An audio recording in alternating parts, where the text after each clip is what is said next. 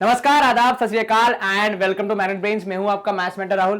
Good morning, good afternoon, good evening, whenever you are enjoying this session. Students, class NTSC मतलब जो भी किसी class की परीक्षा नहीं होती है, 10वीं क्लास के बच्चे देते हैं, परंतु सारी क्लासेस के स्टूडेंट्स इसकी तैयारी करते हैं। तो आपको एनटीएससी की तैयारी करवाने वाले आपके सारे टीचर्स, जैसे सोशल साइंस, मैथ्स और मेंटल एबिलिटी पढ़ाने वाले यहाँ सारे टीचर्स आपके समक्ष हैं।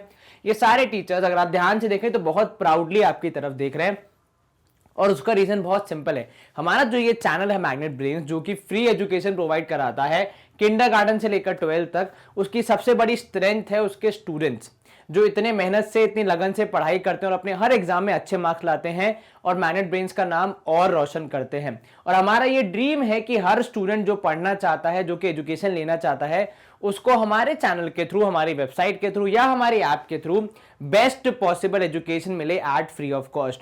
और इसमें सबसे बड़ा जो हमारा हेल्पर होगा, जो सपोर्टर होगा, वो आप स्टूडेंट्स होंगे। जब भी आप कोई सेशन देखें, कोई टॉपिक पढ़ें, कृपया उसे शेयर करें अपने फ्रेंड्स में, फैमिली में, अपने रिलेटिव्स में, ताकि उन तक भी पहुंचे हमारा ये अच्छा इनिशिएटिव। और हम सब जरूर होंगे कामयाब एक दिन, एनटीएससी एग्जाम हो या लाइफ हो। अगर आपका सपोर्ट, अगर आपका साथ हमारे साथ बना रहेगा तो हम बिल्कुल सक्सेस अचीव करेंगे एंड हमारी बेस्ट सक्सेस होगी हमारे सारे स्टूडेंट्स के अच्छे अच्छे रिजल्ट्स और उनकी बहुत सारी सक्सेस। तो हमारी जो एनटीएससी की तैयारी चल रही थी वो फोकस कर रही थी एलजेब्रा के टॉपिक पे, जिसमें हम कर रहे थे प्रीवियस ईयर क्वेश्चंस को सॉल्व।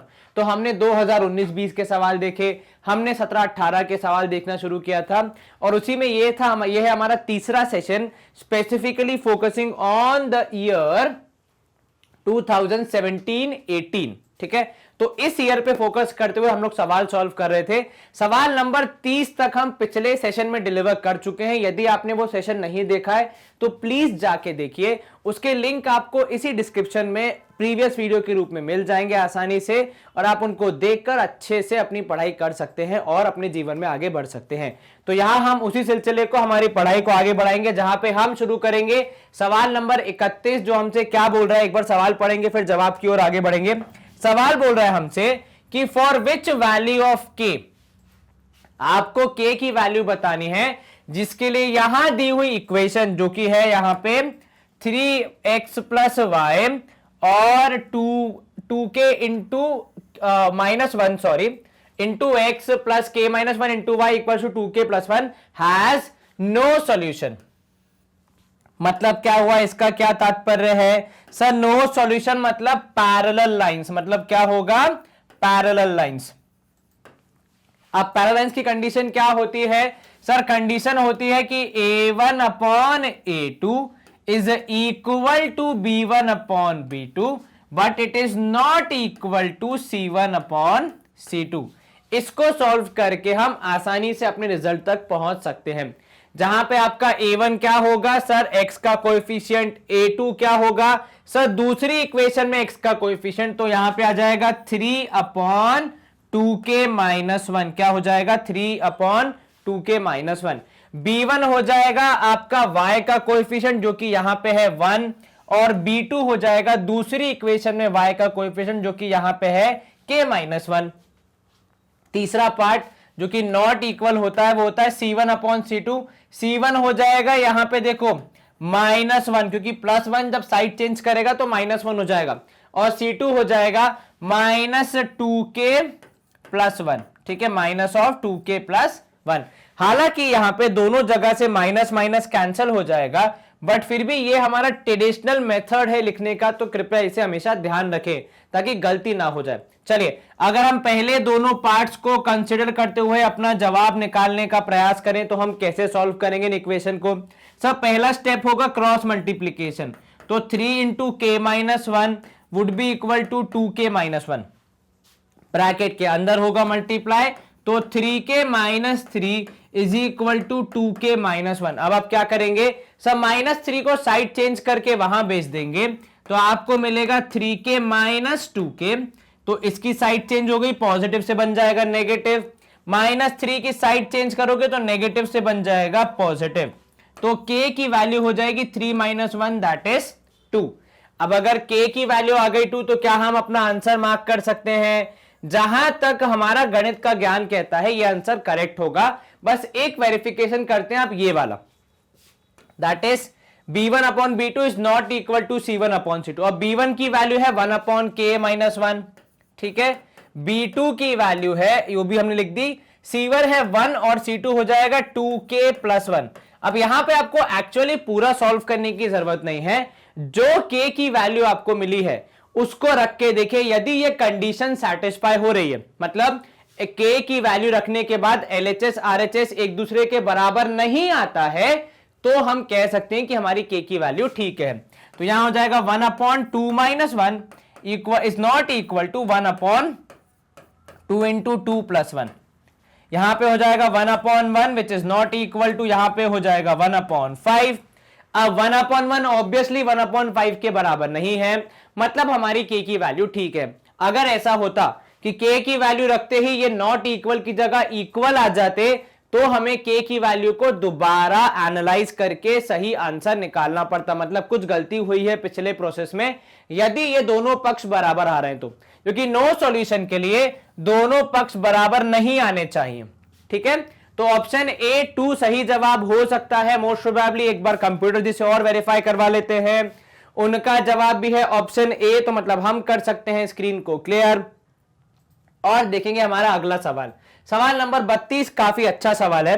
देखो यहां पे क्या बोल रहा है कि द रेशियो किसका, the ratio of roots of equation. तो इक्वेशन दी है यहां पे एक, इज सेम एज, तो इस इक्वेशन के रूट्स का रेशियो इज सेम एज दूसरी इक्वेशन के रूट्स का रेशियो, ठीक है।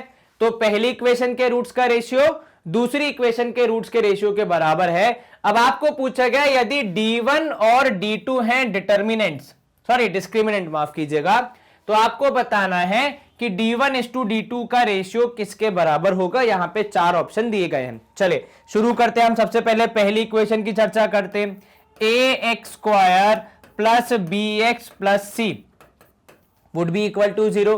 क्या आप इसके रूट्स बता सकते हैं? सर इसका रूट 1 होगा, r1 हो जाएगा minus b plus root d upon 2a, यही होता है। Yes sir. Sir second root क्या होगा? फर्स्ट रूट ये, तो भाई सेकेंड रूट हो जाएगा minus B minus root D.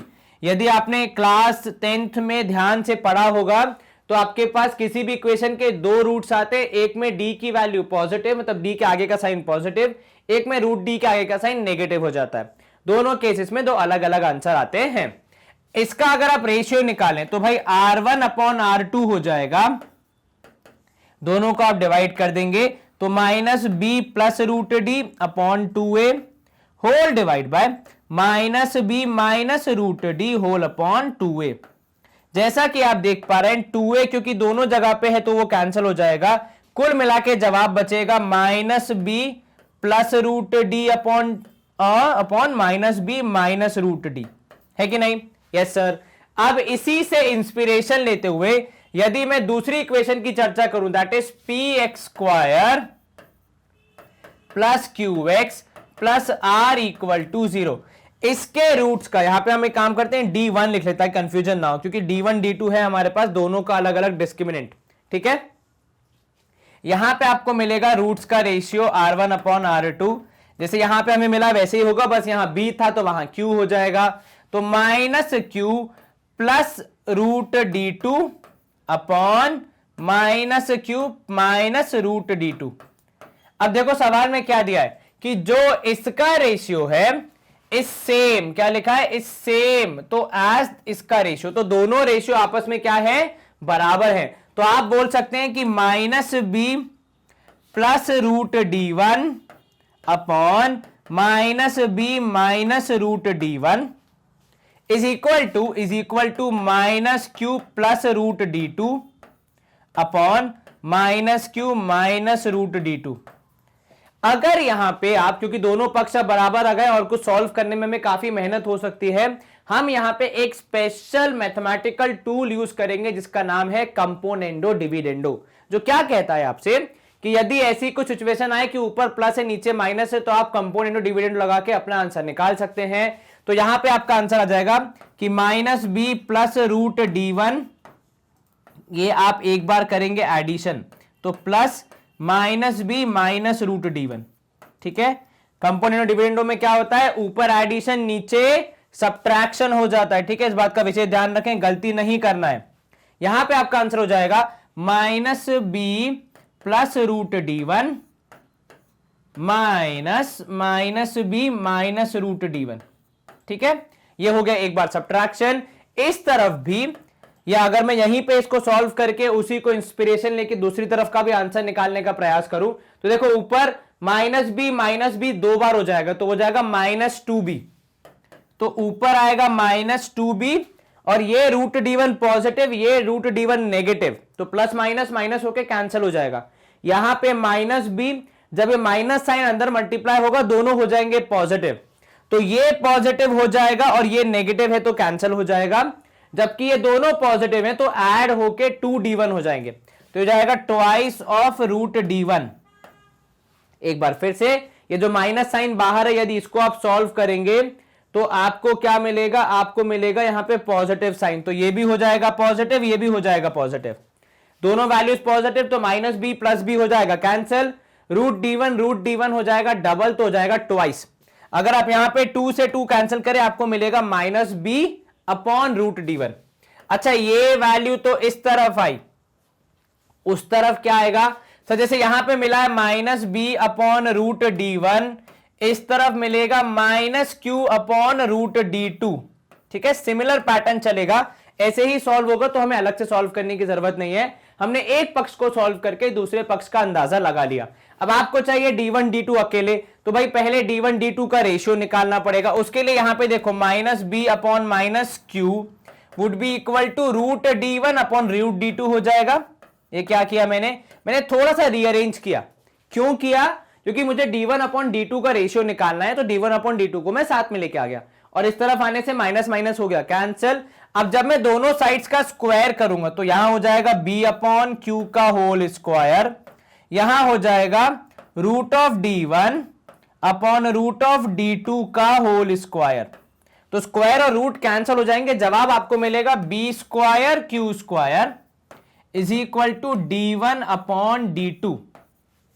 ठीक है, d1 अपॉन d2 क्या मिला, b square upon q square, तो d1 अपॉन d2 का रेशियो हो जाएगा option b, that is b square upon q square. सवाल देखने में मुश्किल था पर सॉल्व करने में इतना टफ नहीं है, और खाली एक स्टेप है जहां पे आपको थोड़ा सा दिमाग लगाना है, वो है यहां पे जहां पे आप फंसेंगे, तो क्रॉस मल्टीप्लाई करते हुए अगर आप सॉल्व करने का प्रयास करेंगे तो समय लग जाएगा, वहीं अगर आप कंपोनेंट डिविडेंडो लगाते हैं तो आपका जवाब आसानी से आपको मिल जाएगा। ठीक है, तो d1 अपॉन d2 आया, b square upon q square. शुरू आपने किया दोनों इक्वेशन से, उनके दो रूट से, एक पॉजिटिव वाला एक नेगेटिव वाला, फिर उनका रेशियो, उसी रेशियो के जैसे दूसरी इक्वेशन के रूट्स का रेशियो, फिर उनको सॉल्व करते हो अपने फाइनली d1 अपॉन d2 की वैल्यू निकाली b square upon q square. हम क्या करेंगे, एक बार कंप्यूटर जी से परामर्श ले लेंगे, उनका जवाब भी है ऑप्शन बी, तो मतलब हमने यहां पे सवाल सही सॉल्व किया है।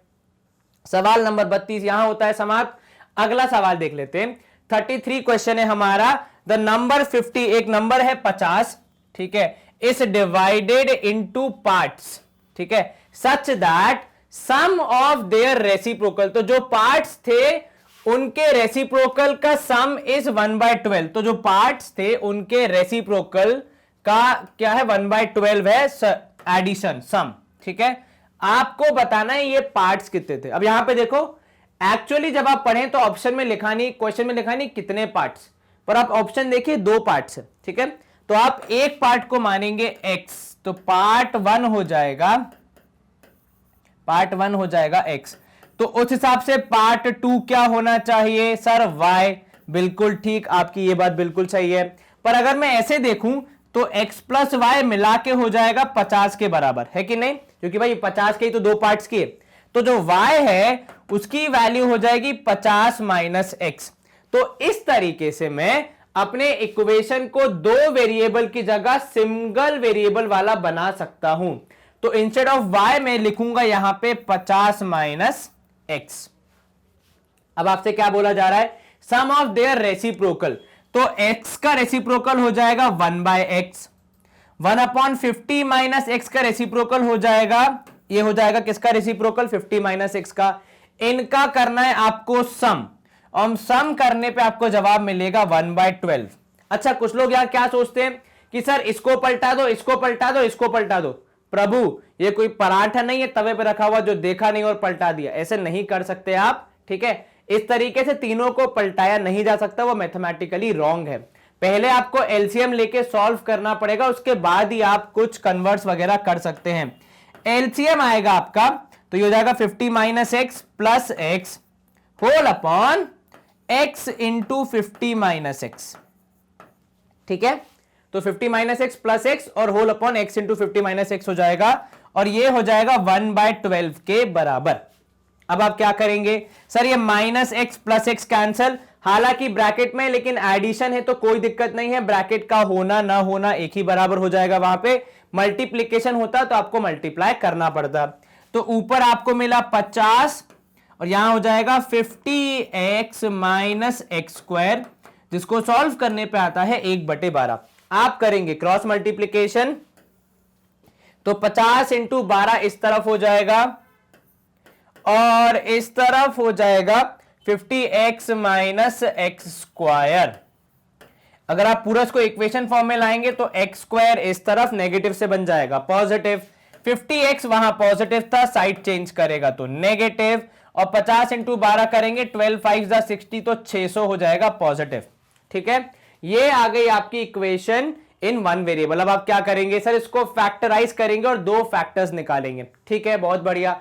ऐसे दो नंबर्स जिन्हें ऐड करने पे 50 आना चाहिए और मल्टीप्लाई करने पे 600। यूं देखा जाए तो ऐसे बहुत सारे नंबर थे जिन्हें ऐड करने पे -50 आ सकता है, हालांकि मल्टीप्लीकेशन में स्कोप थोड़ा लिमिटेड है। और अगर मैं यहां पे जीरोस को अवॉइड कर दूं तो 2 और 3 को जोड़ने पे आता है 5, 2 और 3 को मल्टीप्लाई करने पे आता है 6। तो मतलब यहां पे हम लिख सकते हैं इसको -20x minus 30x plus 600 equal to 0। यहां पे आप लेंगे x कॉमन तो आपके पास बचेगा x माइनस 20, यहां पे आप लेंगे -30 कॉमन तो आपके पास बचेगा x माइनस 20। कॉमन लेने का नियम क्या होता है कि दोनों पक्ष के बाद सेम ही वैल्यूज आनी चाहिए लगभग। अब यहां पे आपका ध्यान अगर केंद्रित हो तो x माइनस 20 दोनों के पास है, तो अगर आपने इसमें से पूरा x माइनस 20 ले लिया, यहां केवल x बचेगा और साथ में बचेगा -30, और ये दोनों मिला के हो जाएंगे 0 के बराबर। अब दो चीजों को मल्टीप्लाई करने पे 0 आ रहा है, ऐसा कब हो सकता है, जब या तो पहली वाली 0 हो या दूसरी वाली वैल्यू 0 हो, दोनों में से कोई भी हो सकती है, हमें फिलहाल तो नहीं पता, तो हम दोनों को इक्वेट कर लेंगे। तो x की वैल्यू हो सकती है 20 या x की वैल्यू हो सकती है 30। तो आपके दो पार्ट्स, 20 अगर आपने रखा x की वैल्यू तो आपका दूसरा पार्ट आएगा 30, अगर आपने रखा 30 पहली पार्ट की वैल्यू तो दूसरे पार्ट की वैल्यू आएगी 20। इन एनी केस आपका आंसर क्या है, 30 एंड 20, जो कि ऑप्शन ए में आपको साफ साफ दिख रहे हैं। तो ऑप्शन ए को अपने जवाब के रूप में मार्क करके हम इस प्रश्न की समाप्ति की घोषणा कर सकते हैं। क्या आपको यह समझ में आया? यस सर, एक बार कंप्यूटर जी से पूछ ले। उनका जवाब भी है ऑप्शन ए, बहुत बढ़िया। तो यहां हो जाएगी स्क्रीन क्लियर। अब हम मूव करेंगे 34th क्वेश्चन की ओर, जो क्या बोल रहा है हमसे कि अ फादर, एक पिताजी हैं जो कि अपने पुत्र के कितने टाइम्स है, 7 टाइम्स है। कितने टाइम्स? 7 टाइम्स, ठीक है। तो एक आदरणीय सम्मानीय पिताजी अपने पुत्र के 7 गुना है। अब आपसे क्या बोला जा रहा है, ध्यान से सुनो। 2 years ago, 2 साल पहले, father was 13 times as old as his son. What is father's present age? भाई फादर की प्रेजेंट एज इसको हमने मान लिया x, ठीक है। यह एक काम करो, फादर की प्रेजेंट एज किसके कनेक्शन में दी है? सर फादर की एज के बारे में पहली जानकारी दी है पुत्र की एज के हिसाब से, तो हम मान लेंगे सन्स प्रेजेंट एज कितनी है, एज x। अगर सन की एज x है तो क्या पिताजी की एज के बारे में हम कुछ टिप्पणी कर सकते हैं? हां सर, पिताजी की एज 7 टाइम्स है, तो अगर सन की एज है x, पिताजी की एज हो जाएगी 7x, ठीक है। एक हमारे पास ये आ गया, ठीक है। दूसरा बोला 2 years अगो, 2 साल पहले, तो अभी अगर पिताजी 7x के हैं, 2 साल पहले कितने साल के होंगे सर? 7x minus 2। कृपया आप ऐसा ना लिखें 7 इंटू एक्स माइनस 2, इसमें बहुत डिफरेंस है। 7x मतलब उनकी जो प्रेजेंट एज है उससे 2 साल माइनस कर दिया हमने, तो तब जो उम्र थी वो अपने पुत्र से 13 गुना ज्यादा थे। तो जो भी उनके पुत्र की एज उस समय थी, उस समय कितनी एज होगी सर? अभी है x, 2 साल पहले की बात है तो -2 कर दिया जाएगा, तो x माइनस 2। अब हम क्या करेंगे, इसको सॉल्व करके अपने सवाल का जवाब निकालेंगे। तो 7x minus 2 equal to 13x minus 26। Solve करेंगे, 26 में से 2 गया, 13x में से 7 गया, 26 में से 2 गया तो 24, 13 में से 2 गया तो 6, 24 डिवाइड बाय 6 हो जाएगा x, तो 4 हो जाएगी x की वैल्यू। 6 4 जा 24। Very good. अब एक बार हम इक्वेशन को दोबारा समझ लेते हैं कैसे बनाई हमने। देखो, सबसे पहली बात तो पिताजी की एज सीधे सीधे नहीं दी गई थी, उनकी एज दी गई थी उनके पुत्र के माध्यम से। तो पहले हमें पुत्र की एज माननी पड़ी x, जिसके माध्यम से हम पिताजी की एज निकाल पाए 7x। अब 2 साल पुरानी चर्चा हो रही, तो आज जो भी एज है, जैसे यहां पे आज की एज है 7x, उससे 2 साल पहले की बात है, तो आज एज है 7x, 2 साल माइनस कर दिए मतलब -2।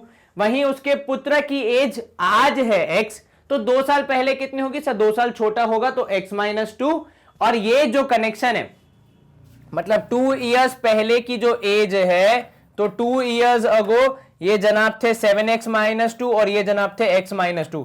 इनके बीच में क्या कनेक्शन था?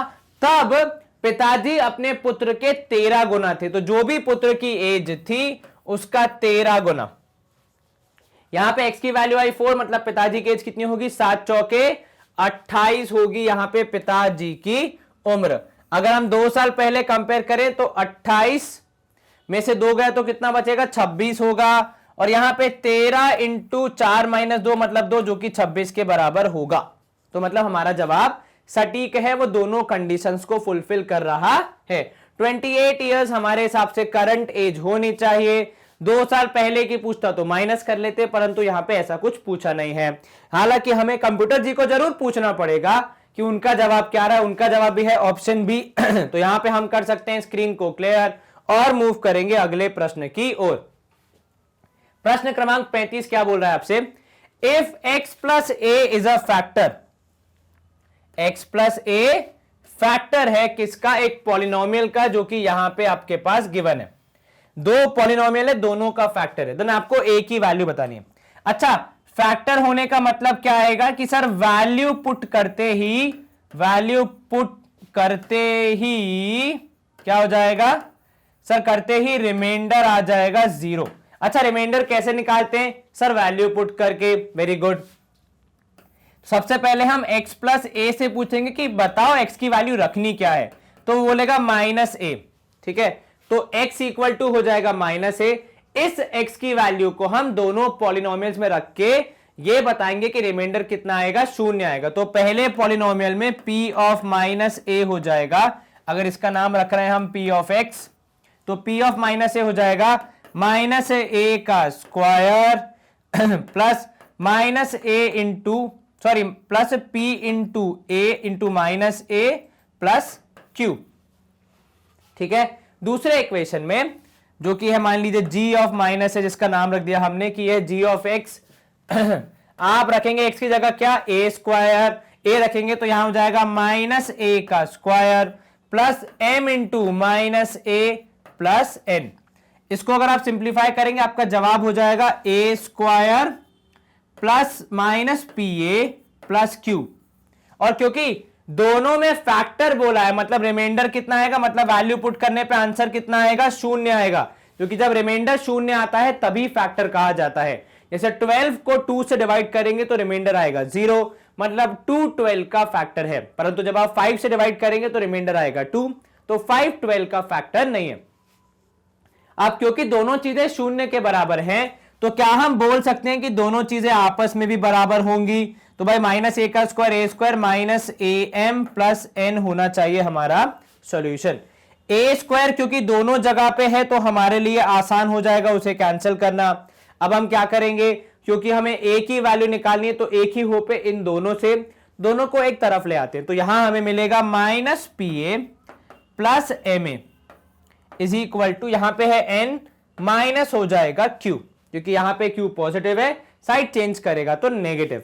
अब यहां पे जब आप आगे सॉल्व करेंगे तो इन दोनों में से ए कॉमन आ सकता है। जैसे आप ए कॉमन लेंगे आपके पास बचेगा एम माइनस पी, क्योंकि एम पॉजिटिव है पी नेगेटिव है, जो कि हो जाएगा एन माइनस क्यू के बराबर। तो ए की वैल्यू हो जाएगी N minus Q upon M minus P. क्या ऐसा कोई ऑप्शन है हमारे पास? Sir N minus Q upon M minus P option A में हमें साफ साफ दिख रहा है, तो इसको हम अपने जवाब के रूप में मार्क कर सकते हैं। देखा जाए तो सवाल में केवल बेसिक डायरेक्ट एप्लीकेशन है फैक्टर थ्योरम का, पर व्यक्ति कहां डर जाता है? जहां वो दो इक्वेशन देख लेता है, एक्स के साथ एक ए देख लेता है।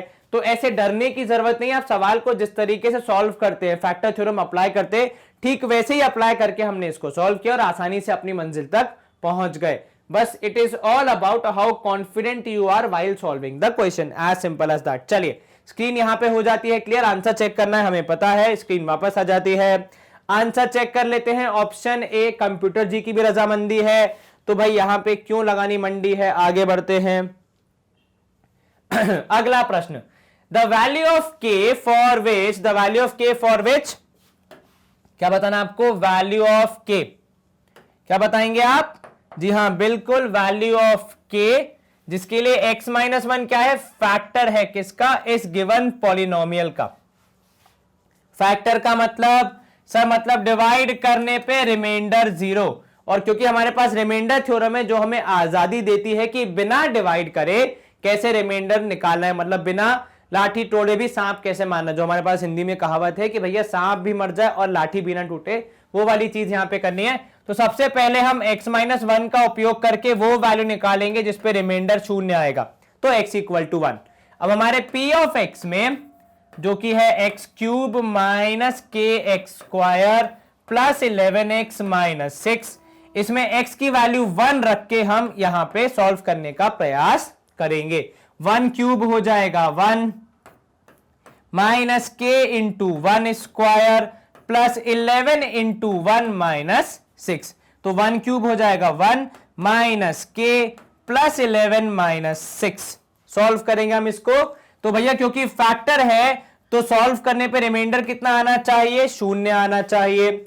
अब यहां पे आप ध्यान देंगे तो माइनस के हो जाएगा प्लस 6 और 1, यहां पे 11 और 1 12, 12 में से 6 गया तो 6 बचेगा, 1 पॉजिटिव है, 11 में ऐड होगा तो 12, 12 माइनस 6 करने पे आपका जवाब 6। ये जो के यहां नेगेटिव है साइड चेंज करेगा तो बन जाएगा पॉजिटिव, जो हमें हमारे आंसर के नजदीक ले आता है, दैट इज के की value is equal to 6। Option d यहां पे आपका जवाब होना चाहिए। ध्यान से देखिए ऑप्शन ए में के इक्वल टू -6 भी है, और यदि इंसान हड़बड़ाहट में रहा, जल्दी में रहा, तो 6 का -6 कब मार्क कर देगा आपको पता ही नहीं चलेगा। Simple direct text book based question था, ज्यादा कुछ इसमें करने को था नहीं। डायरेक्टली आपने फैक्टर थ्योरम को अप्लाई करके अपने जवाब को यहां पे हाजिर किया कि भैया कितना जवाब आएगा, चुपचाप हाजिर हो जाओ। एक बार हम कंप्यूटर जी से और पूछ लेते हैं, उनका जवाब भी है ऑप्शन डी 6, तो मतलब हमें मिल जाती है स्क्रीन को क्लियर करके आगे बढ़ने की परमिशन। 37 बहुत सिंपल सवाल है। अब polynomial in the following is, आपको यहां पे 4 ऑप्शन दिए आपको बताना है इनमें से कौन सा वाला पॉलिनोमियल है। ऑप्शन ए ध्यान से देखिए, पॉलिनोमियल में वेरिएबल रूट के अंदर आता है क्या? कभी नहीं sir. In the most simplified form यदि वो रूट के अंदर आ रहा है मतलब वो पॉलिनोमियल नहीं है। बी पार्ट में हालांकि वेरिएबल टी है लेकिन पावर पॉजिटिव है, होल नंबर है, कहीं पे भी डिवीजन में नहीं है, फ्रैक्शन में नहीं है, डेसिमल में नहीं है, तो मतलब ऑप्शन बी हमारा प्रबल दावेदार हो सकता है। ऑप्शन सी में देखिए डिनोमिनेटर में पावर आ गई तो इसको भी आप जवाब के रूप में मार्क नहीं कर सकते। ऑप्शन डी में देखें तो फिर से रूट आ रहा है वेरिएबल के साथ, इसको भी जवाब के रूप में मार्क नहीं किया जा सकता है। अब यहां पे हम क्या करेंगे, आसान सवाल एक बार कंप्यूटर जी से वेरीफाई करवा लेंगे। उनका जवाब भी है ऑप्शन बी, तो यहां पे हम कर सकते हैं स्क्रीन को क्लियर और मूव करेंगे अगले प्रश्न की ओर।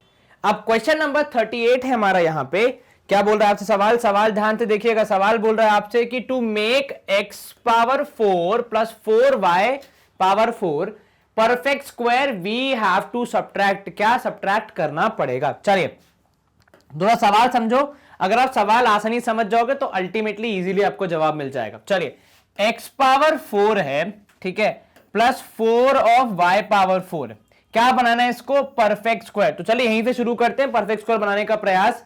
सर x स्क्वायर का अगर हम स्क्वायर लिख दें तो बेसिकली हमने अंदर वाली टर्म को बना दिया परफेक्ट स्क्वायर, कि x स्क्वायर का स्क्वायर, तो जो भी वैल्यू है अंदर उसका परफेक्ट स्क्वायर हो रहा है, ठीक है। प्लस प्लस 2y का स्क्वायर एंड उस पूरे का होल स्क्वायर। ये कहां से आया?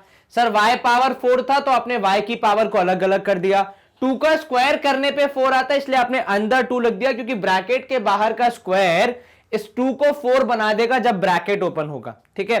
तो अगर आप ध्यान से देखें तो आपको a स्क्वायर मिल चुका है, यस सर, b स्क्वायर मिल चुका है, यस सर। अब हमारे पास दो ऑप्शन हो जाते हैं, या तो हम इसमें 2ab को प्लस कर दें तो हमें मिल जाएगा a प्लस बी का होल स्क्वायर, परफेक्ट स्क्वायर, या फिर आप इसमें से यदि a इंटू बी 2ab को माइनस कर दें तब आपको मिल जाएगा a माइनस बी का होल स्क्वायर। भाई आपका एंड रिजल्ट है कि इस पूरे को परफेक्ट स्क्वायर में कन्वर्ट करना है माइनस करने के बाद, बीच का साइन पॉजिटिव हो या नेगेटिव हो उससे फर्क नहीं पड़ता। अब क्योंकि हमें सब्ट्रैक्शन अलाउड है तो हम यहां पे क्या करेंगे? सब्ट्रैक्शन वाला नियम इस्तेमाल करते हुए माइनस करेंगे। ध्यान रखिएगा हमारा आंसर नहीं निकल रहा है, अब क्या करेंगे? माइनस। सब माइनस करेंगे 2 into A that is X square और बी दैट इज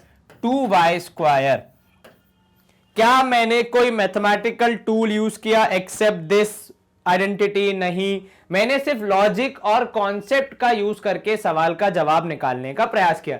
एक बार दोबारा अगर हम विजिट करें तो जो हमारा एक्चुअल क्वेश्चन था उसको हमने स्क्वायर बनाना शुरू किया, तो यहां से मिला हमें a स्क्वायर, यहां से मिला हमें b स्क्वायर, और जैसे ही हमें a और b स्क्वायर मिल गया हम आ गए किस आइडेंटिटी पे कि या तो a square plus b square minus 2ab कर सकते हैं या फिर a square plus b square plus 2ab कर सकते हैं, क्योंकि दोनों ही केसेस में जवाब के रूप में आपको जो भी उत्तर मिलेगा वो होल स्क्वायर हो जाएगा, ठीक है। और यही करना है, इसको परफेक्ट स्क्वायर बनाना था सब्ट्रैक्ट करके, तो अब भाई होल स्क्वायर हो जाएगा मतलब परफेक्ट स्क्वायर बन जाएगा। अब क्योंकि सब्ट्रैक्शन अलाउड है इसलिए हमने माइनस वाला रूट इस्तेमाल करके a minus b whole square बनाने की ओर अपने कदम आगे बढ़ाए।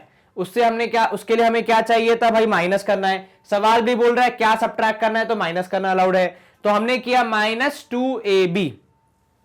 2 एक नंबर है उसको आप लिख सकते हैं, a की वैल्यू आपने यहां से उठाई जो ब्रैकेट के अंदर थी, b की वैल्यू आपने यहां से उठाई जो ब्रैकेट के अंदर थी, तो इसको अगर आप थोड़ा और सिंप्लीफाई करें आपका जवाब आएगा 4x स्क्वायर y स्क्वायर। क्या आपको यह समझ में आया? यस सर, जो कि होगा आपका ऑप्शन डी। हालांकि यहां पे 4y स्क्वायर x स्क्वायर लिखा है पर आप इसको 4y स्क्वायर x स्क्वायर भी लिख सकते हैं, यहां पे पैटर्न इतना मैटर नहीं करेगा। आप चाहें तो इस वाले पार्ट को पहले लिख के इस वाले पार्ट को बाद में लिख सकते हैं, उससे कुछ फर्क नहीं पड़ेगा। आपका जवाब होगा 4y स्क्वायर x स्क्वायर या फिर 4x स्क्वायर y स्क्वायर, एक ही बात है। स्क्रीन क्लियर करने से पहले एक बार कंप्यूटर जी से और श्योरिटी लेते हैं उनका जवाब क्या आ रहा है। उनका जवाब भी है ऑप्शन डी, तो मतलब यहां पे हमने सवाल को सही सॉल्व किया है। अब हम कर सकते हैं स्क्रीन को क्लियर, जो कि हो चुकी है, और हम आ गए हमारे सवाल नंबर 39 पे। क्या बोल रहा है आपसे बोल रहा है उपरोक्त सवाल में फैक्टर्स बताइए किसके? इस पर्टिकुलर एक्सप्रेशन के।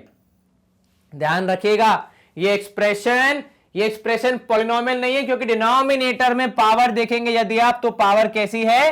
पावर डिनोमिनेटर में आ रही है, न्यूमरेटर में नहीं आ रही है। अब जरा यहां पे आप ऑप्शंस को देखिए, 1 plus 1 minus, 1 plus 1 minus, 1 plus 1 minus, same expression लेकिन प्लस माइनस।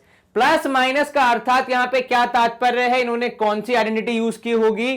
सर एक आइडेंटिटी है जो कहती है कि a square minus B square करते हैं तो हमें मिलता है a प्लस बी और a माइनस बी। देखो कई बार जब सवाल से कुछ मदद ना मिले तो उत्तर से जब मदद निकालिए। यहां पे सवाल तो इतना सही था, पर मैंने ऑप्शंस को एनालाइज करके पता लगाया कि मुझे शायद ये आइडेंटिटी यूज करने पे मेरा जवाब मिल जाए।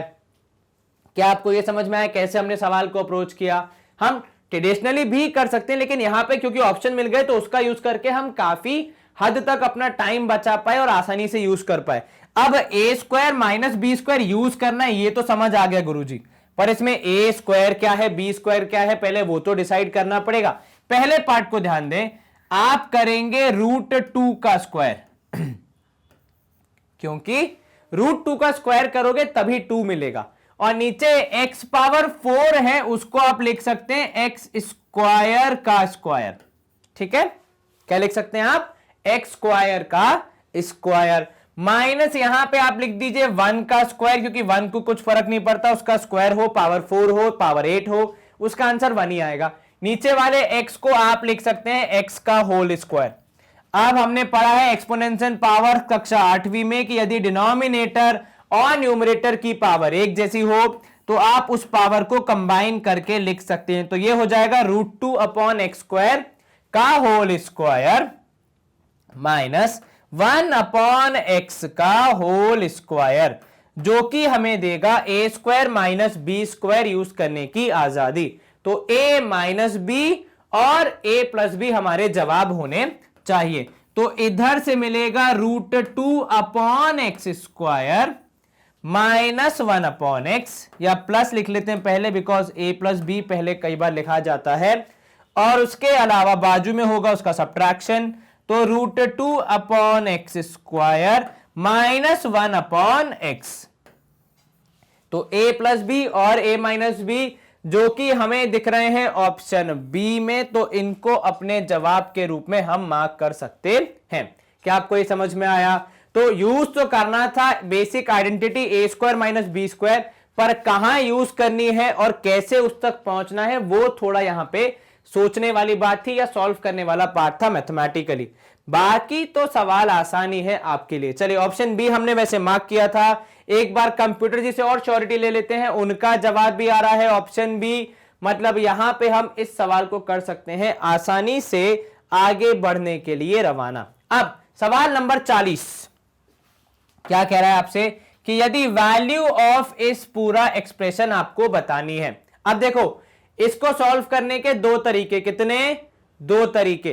तरीका क्रमांक 1 जो आपसे ये कहता है कि सर a माइनस बी का होल क्यूब लगेगा, तो a माइनस बी के होल क्यूब से सॉल्व करते हुए पूरे प्रश्न को अंजाम तक पहुंचा दीजिए। ठीक है, आपकी बात मान ली। क्या यूज किया हमने? क्या यूज कर सकते हैं?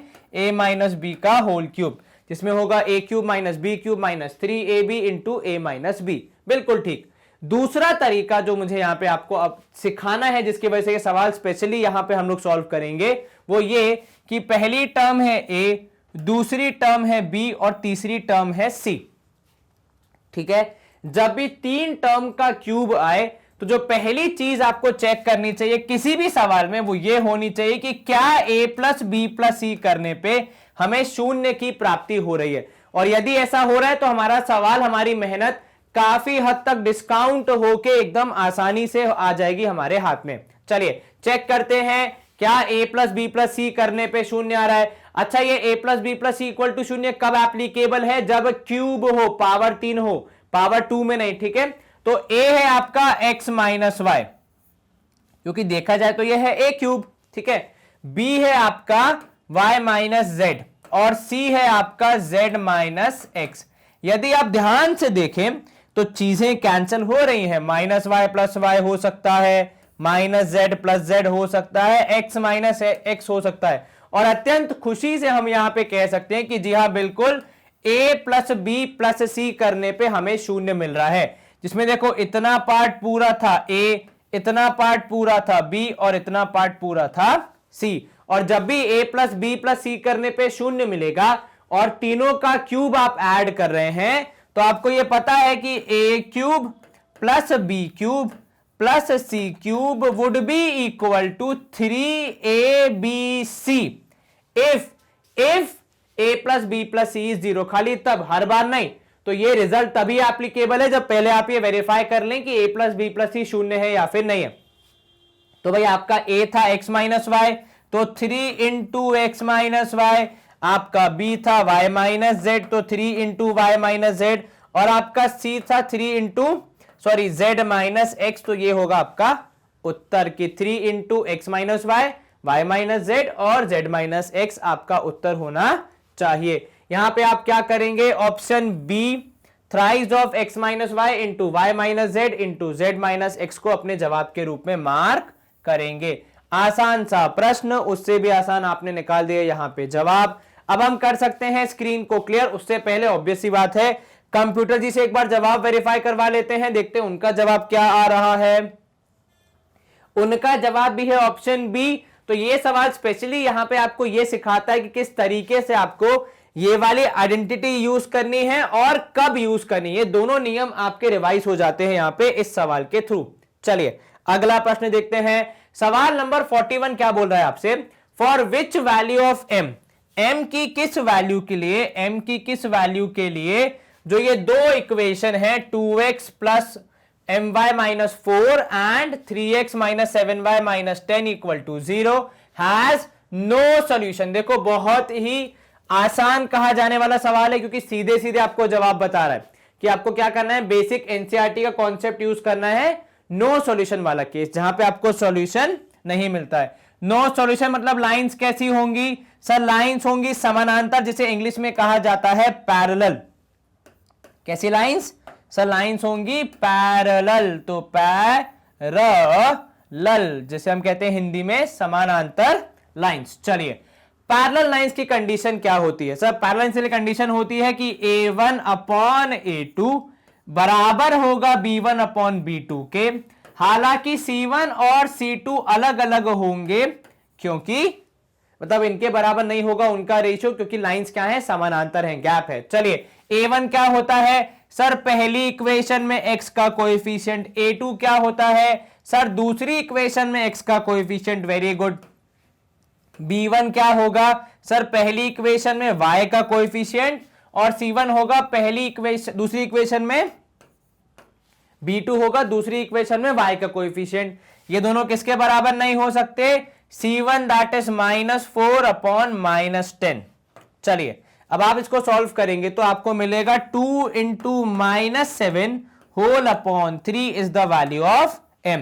यहां पे हम किसको कंसिडर कर रहे हैं, केवल पहले दोनों को यहां पे देखते हुए अपने सवाल का जवाब बता रहे हैं।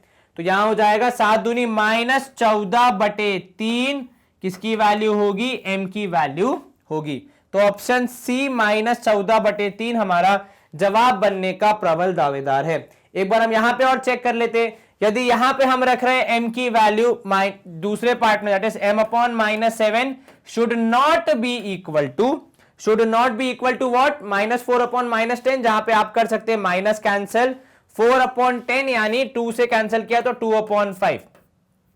तो यदि m की वैल्यू रखने पे आपका जवाब 2 अपॉन 5 के बराबर आ जाता है, मतलब आपकी m की वैल्यू क्या है, गलत है। तो यहां पे m की वैल्यू रखी आपने -14 upon 3 whole divide by -7 is should not be equal to 2 upon 5। चलिए माइनस माइनस कैंसिल, यहां पे अब आप देखें तो 14/3 इंटू हो जाएगा 1/7, क्योंकि नीचे वाले फ्रैक्शन का हो जाता है रेसिप्रोकल 7, और यहां पे 14 कैंसिल, तो 2/3 आपका जवाब आएगा, जो कि 2/5 के बराबर नहीं है। यदि वहां बराबर आ जाते तो शायद हमें अपने m की वैल्यू दोबारा चेक करनी पड़ती, क्योंकि अगर बराबर आ रहा है मतलब कुछ ना कुछ गलती है, मतलब पैरेलल लाइंस की कंडीशन फुलफिल नहीं हो रही है। यहां पे तो हो रही, क्योंकि देखो यहां है 2/3 जो कि क्लियरली 2/5 के बराबर नहीं है। चलिए ऑप्शन सी -14/3 -14/3 हमारा जवाब होगा।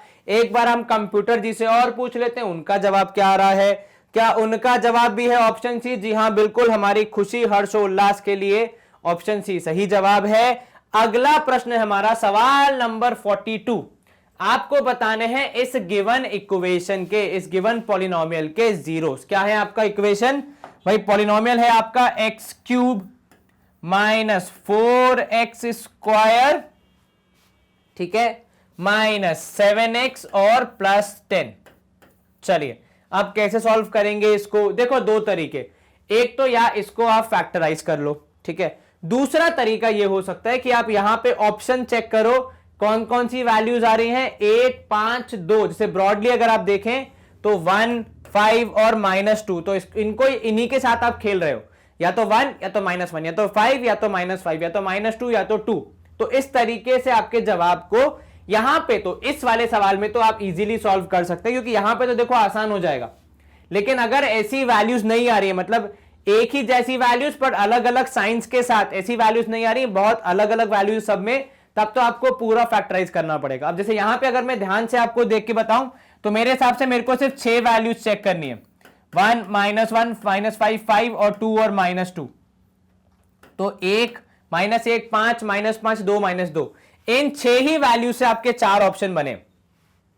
उसमें भी अगर आप आसानी से सॉल्व करेंगे तो आपको आपका जवाब मिल जाएगा। हालांकि अगर मान लो अलग वैल्यूज होते हैं, 2 की जगह 3 होता, 1 की जगह यहां पे 4 होता, ठीक है, तब आपको थोड़ी ज्यादा मेहनत करनी पड़ती है, क्योंकि तब पूल ऑफ नंबर्स जिनको आप रख के अपना आंसर निकाल सकते हैं वो काफी बड़ा हो जाता। हालांकि वहां से अगर आप देखें तो कॉमन अगर कोई नंबर हो जो कि छोटा हो, उसको आप पिक कर सकते हैं एज अ फर्स्ट फैक्टर। जैसे यहां पे मैं पहले p ऑफ x में चेक करूंगा कि p ऑफ 1 कितना है, क्योंकि 1 के या -1 के होने के चांसेस ज्यादा है, क्योंकि वही दोनों हमारे ऑप्शन में से एक है। तो चलिए 1 है अगर, तो 1 क्यूब -4 इंटू 1 स्क्वायर -7 इंटू 1 और यहां पे +10 और 1 हो जाएगा 11, यहां पे हो जाएगा -4 -7, जिसे सॉल्व करने पे 0 आएगा। तो ये तो पक्का हो गया कि एक आंसर तो आपका 1 है, ठीक है।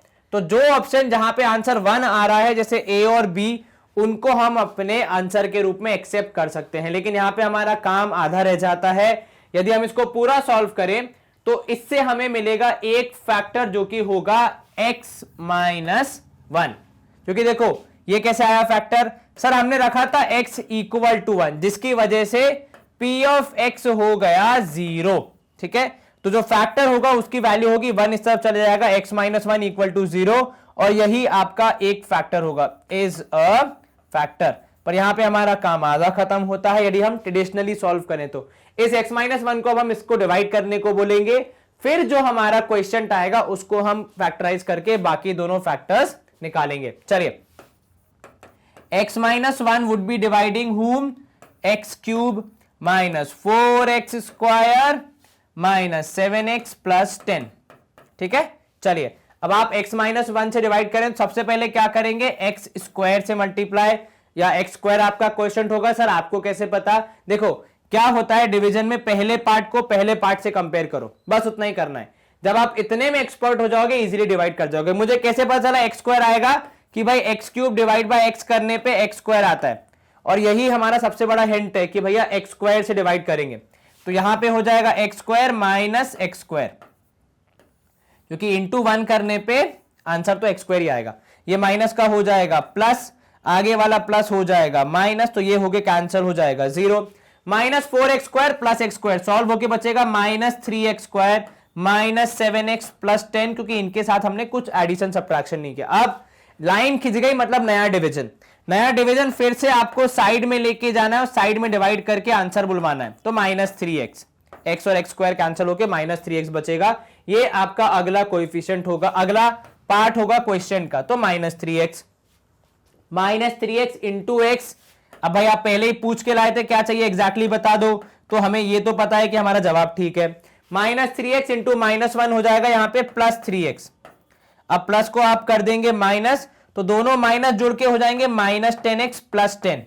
अब फिर से लाइन खिंच गई, तो नया डिवीजन -10x अपॉन x करने पे आपका जवाब आएगा -10।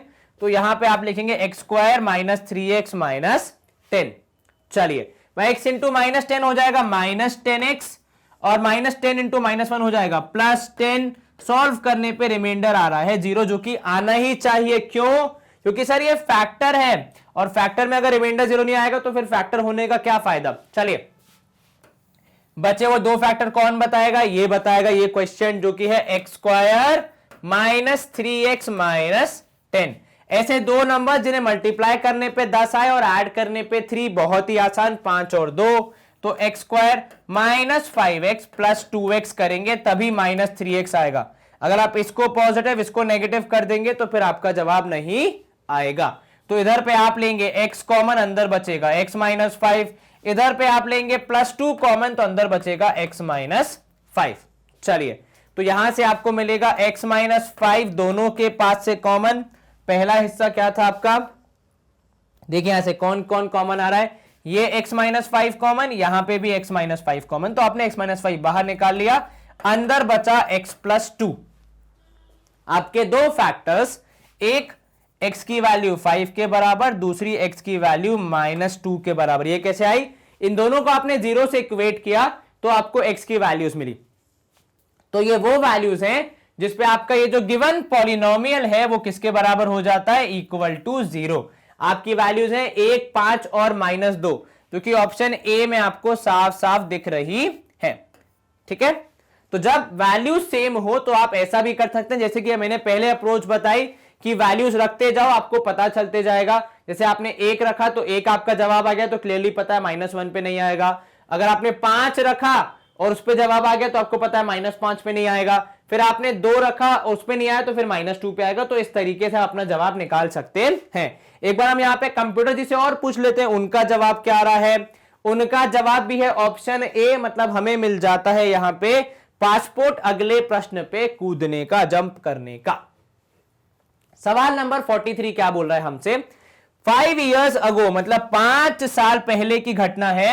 5 years ago क्या हो रहा था 5 साल पहले, age of Sumitra, age of Sunita, माफ कीजिएगा, सुनीता की एज थ्राइस थी, किसकी एज की, विनीता की एज की। तो विनीता की जो भी एज थी उसकी 3 गुना थी सुनीता की एज का 5 साल पहले। ठीक है, आफ्टर 10 years, 10 साल बाद, ठीक है, सुनीता's age will be twice the age of Vinita. जो भी सुनीता की एज होगी उसका ट्वाइस हो जाएगा किसका, विनीता की एज का। What is the present age of Sunita. अब देखो यहां पे दो लोग हैं, कौन, सुनीता और विनीता। तो सुनीता की एज मान लो x, ठीक है, और विनीता जी की एज कितनी मान लेंगे हम, विनीता जी की एज मान ली जाएगी y। अब जरा ये दोनों प्रेजेंट एजेस हैं। अब जरा पहले स्टेटमेंट को दोबारा पढ़ो, 5 साल पीछे जाना है आपको।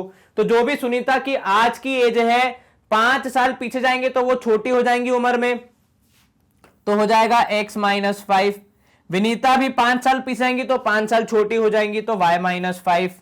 ये तो हो गई उनकी 5 साल पुरानी एज। अब कनेक्शन क्या है इनकी एज में, तो भाई कनेक्शन इनकी एज में यह है कि जो सुनीता की एज थी वो थ्राइस थी विनीता की एज के। तो जो भी विनीता की एज थी उसका थ्राइस थी सुनीता की एज। तो विनीता की एज का थ्राइस थी सुनीता की एज। इसको अगर हम और सॉल्व करें थोड़ा सा फर्दर तो ये हो जाएगा x minus 5 is equal to 3y minus 15। जोड़ घटा के x minus 3y equal to -10। ये कहां से आया, -5 वहां जाएगा तो प्लस हो जाएगा, 15 में से 5 घटाओगे तो -10 बचेगा, 3y इस तरफ जाएगा तो -3y हो जाएगा। दूसरे पार्ट में आपको क्या बोल रहा है भाई, आफ्टर 10 years, 10 साल के बाद। तो अगर सुनीता अभी x की है तो 10 साल बाद कितनी हो जाएंगी, 10 साल बड़ी हो जाएंगी ऑब्वियसली, तो x प्लस 10। विनीता कितनी हो जाएंगी, वो भी बड़ी हो जाएंगी, कितनी, 10 साल, तो y प्लस 10। दोनों की उम्र 10-10 साल बढ़ जाएगी, तो प्लस 10 आपने कर दिया। अब 10 साल बाद क्या सीन बनेगा, 10 साल बाद सीन ये बनेगा कि जो सुनीता होंगी वो विनीता के एज की डबल हो जाएंगी। ट्वाइस लिखा है, देखो ट्वाइस मतलब क्या होता है, डबल हो जाना, तो 2 टाइम्स। ये आपकी दूसरी इक्वेशन बनेगी। तो x प्लस 10 हो जाएगा यहां पे 2y प्लस 20 के बराबर। ये 5 साल पहले की घटना, वो 10 साल पहले की, वो 10 साल बाद की घटना। अब आप इसको आगे सॉल्व करेंगे तो आपको मिलेगा x minus 2y is equal to 20 minus 10। 10 वहां जाएगा तो माइनस हो जाएगा, तो x minus 2y equal to 10। दो equation, x minus 3y equal to -10, x minus 2y equal to 10। इन दोनों को सॉल्व करके हम आसानी से अपना जवाब अब निकाल सकते हैं। चलिए दोनों इक्वेशन को सॉल्व करते हैं हम लोग, यहां पे जगह यूज करेंगे। तो x minus 3y equal to -10 और x minus 2y equal to 10। अब आप क्या करेंगे सर, क्योंकि दोनों का साइन सेम है तो सब्ट्रैक्ट करेंगे, ठीक है। x माइनस x हो जाएगा 0, -3y प्लस 2y, क्योंकि माइनस माइनस हो जाएगा प्लस, तो ये हो जाएगा माइनस वाई। ध्यान देना यहां पे ये जो बाहर का माइनस साइन है जब ये अंदर जाएगा तो इसको प्लस बना देगा, ठीक है। इसलिए -3y + 2y equal to -3y + 2y solve करते समय जवाब आएगा -y, क्योंकि 3y बड़ा है। -10 और ये भी हो जाएगा -10, तो हो जाएगा -20, तो y की वैल्यू हो जाएगी 20। अब क्या y की वैल्यू निकालनी थी हमें? नहीं, हमें तो सुनीता की एज निकालनी थी। तो इन दोनों में से किसी भी इक्वेशन में आप रख के अपने y की वैल्यू, x की वैल्यू निकाल सकते हैं। जैसे यहां पे आप देखेंगे x - 2 × 20 करेंगे हम, जो कि होगा 10 के बराबर, तो x - 40 हो जाएगा 10 के बराबर, जोड़ घटा के x की वैल्यू आएगी 50। मतलब सुनीता जी की एज कितनी हो जाएगी? सर सुनीता जी की एज हो जाएगी 50 वर्ष, जो कि ऑप्शन ए में हमें विजिबल है। यदि आप जल्दी में हुए, आपकी ट्रेन हुई अगले सेकंड में, तो आप y की वैल्यू 20 देके फटाफट अपना आंसर मार्क कर देंगे, ऑप्शन बी 20 इयर्स। लेकिन सवाल में क्या पूछा गया है वही आपको मार्क करना है। सवाल में विनीता की नहीं सुनीता की एज पूछी थी, तो आपको सुनीता की एज निकाल के अपना जवाब बताना है। कितना? कि भाई 50 साल है सुनीता जी की उम्र। क्या आपको यह समझ में आया? Yes sir. कहीं कोई शंका मन में? नहीं सर। एक बार कंप्यूटर जी से और पूछ लेते हैं, उनका जवाब भी आ रहा है ऑप्शन ए। मतलब हम कर सकते हैं स्क्रीन को क्लियर और मूव करेंगे अगले प्रश्न की ओर। अब यहां पे है हमारा सवाल नंबर 44, जो क्या बोल रहा है हमसे, ठीक है, कि a quadratic equation has no real roots. एक क्वाड्रेटिक इक्वेशन के रियल रूट्स नहीं होंगे यदि, कब ऐसा होता है? तो सर रियल रूट्स, ये जो हमारे रूट्स का नेचर है, ये आइडेंटिफाई होता है, ये पता लगता है डिस्क्रिमिनेंट की वैल्यू से, डी की वैल्यू से। और डी की वैल्यू मेजर करने का हमारे पास जो तरीका है उसका फॉर्मूला है b² - 4ac। डी की कितनी वैल्यूज आती हैं? तो डी की बेसिकली 3 वैल्यूज आ सकती हैं। या तो डी की वैल्यू 0 से ज्यादा होगी, या डी की वैल्यू 0 के बराबर होगी, या डी की वैल्यू 0 से कम होगी। इन तीनों रिजल्ट्स पे आपको 3 अलग अलग टाइप के रूट्स मिलते हैं। जब डी की वैल्यू 0 से ज्यादा होती है तो आपको रियल रूट्स मिलते हैं, जो कि रियल रूट्स मिलते हैं। जब डी की वैल्यू 0 के बराबर होती है तो रियल एंड 0 से ज्यादा होती है तो रियल एंड डिस्टिंक्ट मिलते हैं, ठीक है, रियल एंड डिस्टिंक्ट। जब डी की वैल्यू 0 के बराबर हो तो रियल एंड इक्वल मिलते हैं। ये आपको याद होगा। एक क्विक रिवीजन हम यहां पे कर रहे हैं सवाल के माध्यम से। और डी की वैल्यू अगर 0 से कम है तो आपको मिलते हैं नॉन रियल रूट्स, जिन्हें इमेजिनरी रूट्स भी कहा जाता है, जो कि आप आगे जाके 11वीं 12वीं में पढ़ेंगे बिल्कुल। तो नो रियल रूट्स के लिए क्या चाहिए? 0 से नीचे, मतलब b² - 4ac होना चाहिए 0 से नीचे। क्या होना चाहिए? 0 से नीचे होना चाहिए। ऐसा कोई ऑप्शन हमें तो नहीं दिख रहा। लेकिन हम अगर इसको थोड़ा और सॉल्व करें, उदाहरण के तौर पे यदि हम -4ac को उस तरफ ले जाएं तो हमें मिलेगा b² should be less than 4ac। यदि b² 4ac से छोटा हो जाएगा, अब आप खुद प्रैक्टिकली सोचिए, यदि b² 4ac से छोटा हो जाएगा तो सब्ट्रैक्ट करते समय आपको क्या मिलेगा? छोटी वैल्यू माइनस बड़ी वैल्यू, तो ऑब्वियस सी बात है नेगेटिव आंसर ही आएगा। तो डी की वैल्यू लेस देन 0 हो जाएगी। तो b² should be less than 4ac, जो कि हमारा ऑप्शन सी है। इसको अपने जवाब के रूप में मार्क करके हम इस सवाल को आसानी से सॉल्व कर सकते हैं। कई बार इंसान क्या सोचता है, देखो यहां पे कि इस तरफ जा रहा है तो साइन अपोजिट हो जाएगा। ऐसा नहीं होता, ठीक है, जब तक आप दोनों तरफ माइनस साइन मल्टीप्लाई नहीं कर दो। एक बार कंप्यूटर जी से और पूछ लेते हैं, उनका जवाब भी है ऑप्शन सी। यहां पे हम कर सकते हैं स्क्रीन को क्लियर और मूव करेंगे अगले प्रश्न की ओर। अब प्रश्न क्रमांक 45 है हमारा यहाँ पे 45, जो क्या बोल रहा है हमसे कि इफ x + 2 और 2x - 1, ये दो जो हमारे एक्सप्रेशन है, दो जो हमारे पॉलिनोमियल हैं, कौन कौन से? एक x + 2 और दूसरा 2x - 1, ये फैक्टर्स हैं किसके? सर ये फैक्टर्स हैं इस पूरे एक्सप्रेशन के। तो आपको वैल्यू बतानी है a² और b² की। कैसे इस क्वेश्चन को अप्रोच करेंगे? सर फैक्टर्स का मतलब है, पहली चीज जो हमें पता होगी वो ये कि रिमाइंडर है 0 के बराबर। और जब रिमाइंडर 0 के बराबर आएगा और हम इन वैल्यूज को यहां पुट करेंगे तो हमें a और b के रूप में 2 इक्वेशन मिलेंगी। उन दोनों इक्वेशन को सॉल्व करके हम आसानी से a और b की वैल्यू निकाल सकते हैं। चलिए, तो सबसे पहले हम शुरू करते हैं x + 2 के साथ। x प्लस 2 इक्वल टू 0, आप निकालेंगे x की वैल्यू -2 के बराबर। अब आप क्या करेंगे सर, इसको हम पुट करेंगे हमारे p ऑफ x में, और p ऑफ x में पुट करने पे रिजल्ट कितना मिलेगा सर, क्योंकि फैक्टर है इसलिए रिजल्ट पहले से पता है कि वैल्यू 0 के बराबर आएगी। तो जहां जहां पे x है वहां पे -2 का क्यूब, फिर प्लस a इंटू -2 का square, plus b into -2 plus 10 करने पे आना चाहिए 0। क्या ये आपको समझ में आया?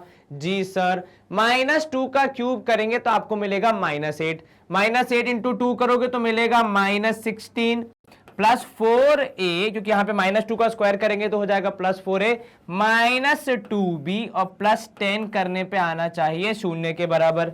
अब आप इसको और सॉल्व करेंगे, -16 प्लस 10 हो जाएगा कितना सर, -6 हो जाएगा, तो plus 4a -2b -6 equal to 0। आपकी इक्वेशन हो गई 4a -2b इक्वल टू 6। ये हो गया आपका पहला पार्ट। दूसरा पार्ट क्या होगा? दूसरा पार्ट होगा about the second variable, second वाला फैक्टर जो कि है 2x माइनस 1। पहले उसको करेंगे 0 से इक्वेट, तो आपको मिलेगी x की वैल्यू कितनी, x इक्वल टू 1/2। अब x की वैल्यू 1/2 आ गई, इसको हम वहां रखेंगे हमारे पॉलिनोमियल में और दूसरे फैक्टर के हिसाब से निकालेंगे रिमाइंडर कितना, 0। तो आपका p ऑफ x अब हो जाएगा, p ऑफ x अब क्या हो जाएगा सर, ये हो जाएगा 2 इंटू 1/2 का क्यूब। ठीक है ना भाई, 1/2 आपका x की वैल्यू थी, उसका क्यूब किया, प्लस a इंटू 1/2 का स्क्वायर, ये भी ठीक है। उसके बाद प्लस b इंटू 1/2 और लास्ट में है प्लस 10, और इन सबको जोड़ने पे आना चाहिए 0 के बराबर। चलिए आगे बढ़ाएं हमारे सिलसिले को, यदि हम यहां पे, तो ये हो जाएगा 1/2 का क्यूब मतलब हो जाएगा 1/8। 1/8 इंटू 2 करो कितना मिलेगा सर, 1/4 मिलेगा। तो 1/4 यहां आ गया, साथ में आ गया प्लस यहां पे कितना a/4, वो कैसे सर, 2 का स्क्वायर किया तो 4 आना चाहिए, बिल्कुल ठीक। तो a/4 प्लस b/2 और साथ में क्या है सर, साथ में है प्लस 10।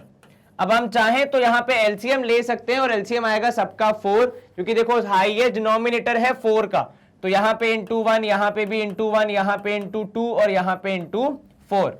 यहां पे आपको मिलेगा 1 प्लस कितना sir, a plus 2b plus 40 whole divide by यहां पे कितना हो जाएगा सर, यहां पे भी हो जाएगा 40, सॉरी यहां पे आ जाएगा 4 विच इज इक्वल टू 0। अब हालांकि नीचे 4 है पर वो साइड चेंज करेगा तो 0 के बराबर हो जाएगा। तो यहां हो जाएगा 1 प्लस a प्लस 2b, मैं ये 40 और 1 को जोड़ के लिख रहा हूं 41, ठीक है, इंस्टेड ऑफ राइटिंग दिस 1 यहां पे लिख रहा हूं 41 इज इक्वल टू 0। तो आपको मिला a plus 2b is equal to -41। क्या दोनों में कुछ कॉमन है सर? पहले में 4a माइनस 2b था, यहाँ पे a माइनस 2b है, तो हम इनको साथ में ही सॉल्व कर सकते हैं बिना कुछ मल्टीप्लाई डिवाइड किए। तो दोनों इक्वेशन को यूज करते हुए हमें मिलेगा 4a minus 2b is equal to 6, और यहां हो जाएगा a plus 2b is equal to -41। अब आप क्या करेंगे सर, इसको अगर हम आगे सॉल्व करेंगे तो हमें करना पड़ेगा यहां पे एडिशन। तो 4a प्लस a हो जाएगा 5a, minus 2b plus b cancel होके हो जाएगा 0। 6 में से अगर -41 करोगे आपको मिलेगा -35, तो a की वैल्यू कितनी आ जाएगी सर, -35/5 जो कि हो जाएगी -7 के बराबर। क्या a की वैल्यू ही निकालना हमारा मकसद था? नहीं सर, आपको b की वैल्यू भी निकालनी थी, जो कि मैं इस इक्वेशन का यूज करके निकालने का प्रयास करूं, क्योंकि यहां पे देखो 4a है, तो पहले 4 इंटू -7 करो फिर आगे सॉल्व करो, उससे बेटर यहां पे पड़ेगा आपको कि -7 प्लस 2b इक्वल टू -41, -7 वहां जाएगा तो हो जाएगा +7, तो 2b मिलेगा आपको 41 कितना, -41 प्लस 7 के बराबर, जो कि हो जाएगा 2b इक्वल टू 34। तो b की वैल्यू हो जाए कितनी, 17, कितनी -17, क्योंकि 34 नेगेटिव रहेगा। अब जब b की वैल्यू है -17 और a की वैल्यू है -7, क्या हम a square plus b square निकाल सकते हैं? आइए देखते हैं a square plus b square की वैल्यू कितनी आएगी। तो सर a स्क्वायर मतलब 7 का स्क्वायर, तो ये हो जाएगा यहां से a square is equal to 49। b square कितना हो जाएगा सर, 17 का स्क्वायर जो कि होता है 289, दोनों को ऐड करोगे 9 9 18, 8 4 12, 1 13, 2 और 1 3, 338 आना चाहिए ऐड करने पे, जो कि ऑप्शन ए में हमें दिख रहा है। तो क्या हम ऑप्शन ए को मार्क कर सकते हैं? Yes sir. कहीं कोई शंका मन में? नहीं सर, आसान था प्रश्न, केवल थोड़ा बारीकी से करना था, बिकॉज कैलकुलेशन करते समय अगर हल्की सी भी गलती हो गई तो पूरी मेहनत आपकी बेकार चली जाएगी। एक बार हम क्या करेंगे, हमारे आदरणीय कंप्यूटर जी से पूछ लेंगे उनका जवाब क्या रहा है। उनका जवाब भी है ऑप्शन ए, तो मतलब यहां हम कर सकते हैं स्क्रीन को क्लियर और मूव कर सकते हैं अगले प्रश्न की ओर। सवाल नंबर 46 क्या बोल रहा है आपसे कि आपको इस इक्वेशन का सॉल्यूशन बताना है। क्या है आपकी इक्वेशन कि 1 upon A plus B plus X is equal to 1 upon A plus 1 upon B plus 1 upon X. अच्छा, यहां पे ऐसे कौन कौन से टर्म्स हैं जिनके पास x है? सर अगर आप ध्यान से देखें तो ये वाला टर्म जो कि इस तरफ है, जो उस तरफ है x, उन दोनों के पास x है। तो क्या x वाले सारे टर्म एक जगह पे नहीं होने चाहिए? बिल्कुल होने चाहिए सर। तो मैं वो x वाले टर्म को इस तरफ लेके आ रहा हूं, तो a plus B plus x, और अगर मैं यहां पे अलग कलर से हाईलाइट करूं minus 1 upon X, which would be equal to 1 upon A plus 1 upon B. अब आप क्या करेंगे, एलसीएम लेंगे, तो x minus A plus B plus X ऐसा कुछ होगा, और नीचे आपके पास मल्टीप्लीकेशन में हो जाएगा x into A plus B plus x. यदि हम यहां पे एलसीएम लेंगे हमें क्या मिलेगा सर? यहां मिलेगा b plus A upon A B, है कि नहीं? जी सर। अब अगर आप इसको और सॉल्व करें तो x minus A minus B minus X होना चाहिए, और नीचे आपके पास x into A plus B plus X होना चाहिए। इस तरफ आपके पास होगा a plus B upon A B. अब क्या हम थोड़ा सिंप्लीफाई कर सकते हैं उसको? सर अगर हम ध्यान से देखें तो ये वाला x और ये वाला x कैंसिल हो जाएगा, और साथ में इन दोनों a प्लस बी से में माइनस ए माइनस बी से में माइनस साइन कॉमन लेकर यहां पे इस सवाल को थोड़ा चेंज करके लिख सकता हूं कि भाई माइनस ए कॉमन लेने के बाद यहां पे plus B is equal to A plus B, और यहां पे डिवीजन में x, यहां पे डिवीजन में यहां पे डिवीजन में है ए बी, जबकि इस तरफ है पूरा का पूरा x into A plus B plus x. चलिए अब आप ध्यान से देखेंगे यदि तो a प्लस बी दोनों तरफ है, तो आप चाहें तो उन्हें कैंसिल कर सकते हैं। यदि मैं आपको अलग कलर से हाईलाइट करके दिखाऊं कैंसिलेशन, तो a प्लस बी दोनों तरफ से कैंसिल। और एक चीज और यहां गौर करनी है कि यहां पे बचेगा -1, ठीक है? तो -1 upon x into A plus B plus X is equal to 1 upon A B. अब आप ए बी को यदि वहां लेके जाएंगे तो आपको मिलेगा minus A B is equal to X into A plus B plus X. अब हम क्या कर सकते हैं सर, इसको अगर हम और सॉल्व करें तो minus A B would be equal to कितना? A X plus B X plus X square, ठीक है? और अगर आप सारी चीजों को एक तरफ लेके आ जाएंगे तो आपको मिलेगा यहां पे 0, इस तरफ मिलेगा एक्स स्क्वायर। इन दोनों में से यदि मैं x कॉमन ले लूं तो a प्लस बी, ठीक है, या फिर a plus B into X ऐसा लिख सकते हैं आप, और इस तरफ मिल जाएगा प्लस ए बी। अब यदि आप यहां पे ध्यान से सोचें तो कक्षा 9वीं में चैप्टर नंबर 2 पॉलिनोमियल्स में आपने पढ़ा है एक्सरसाइज 2.6 के पहले एल्जेब्रिक एक्सप्रेशंस को, और एल्जेब्रिक एक्सप्रेशंस में एक एक्सप्रेशन ऐसा भी होता है जो कि इसके एक्सपैंडेड फॉर्म से हूबहू मैच करता है, वो होता है x plus A into X plus B. तो जब आप x plus A into X plus B का एक्सपैंडेड फॉर्म लिखेंगे आपको यही मिलता है x plus X square into A plus B into X plus A B. Otherwise आप चाहें तो यहां पे कॉमन लेकर भी फैक्टराइज करेंगे तो भी आपका आंसर यही आएगा। तो x की वैल्यू हो सकती है यहां से या तो -a या फिर -b। ऐसा क्यों? क्योंकि सर दोनों को मल्टीप्लाई करने पे 0 आ रहा है, तो या तो ये 0 हो जाएगा अन्यथा ये 0 हो जाएगा, कुछ भी हो सकता है, इसलिए हमने दोनों को इक्वेट किया। तो x की वैल्यू है या तो -a या फिर -b, जो कि ऑप्शन बी में दिख रही है। क्या आपको ये समझ में आया? कहीं कोई शंका मन में?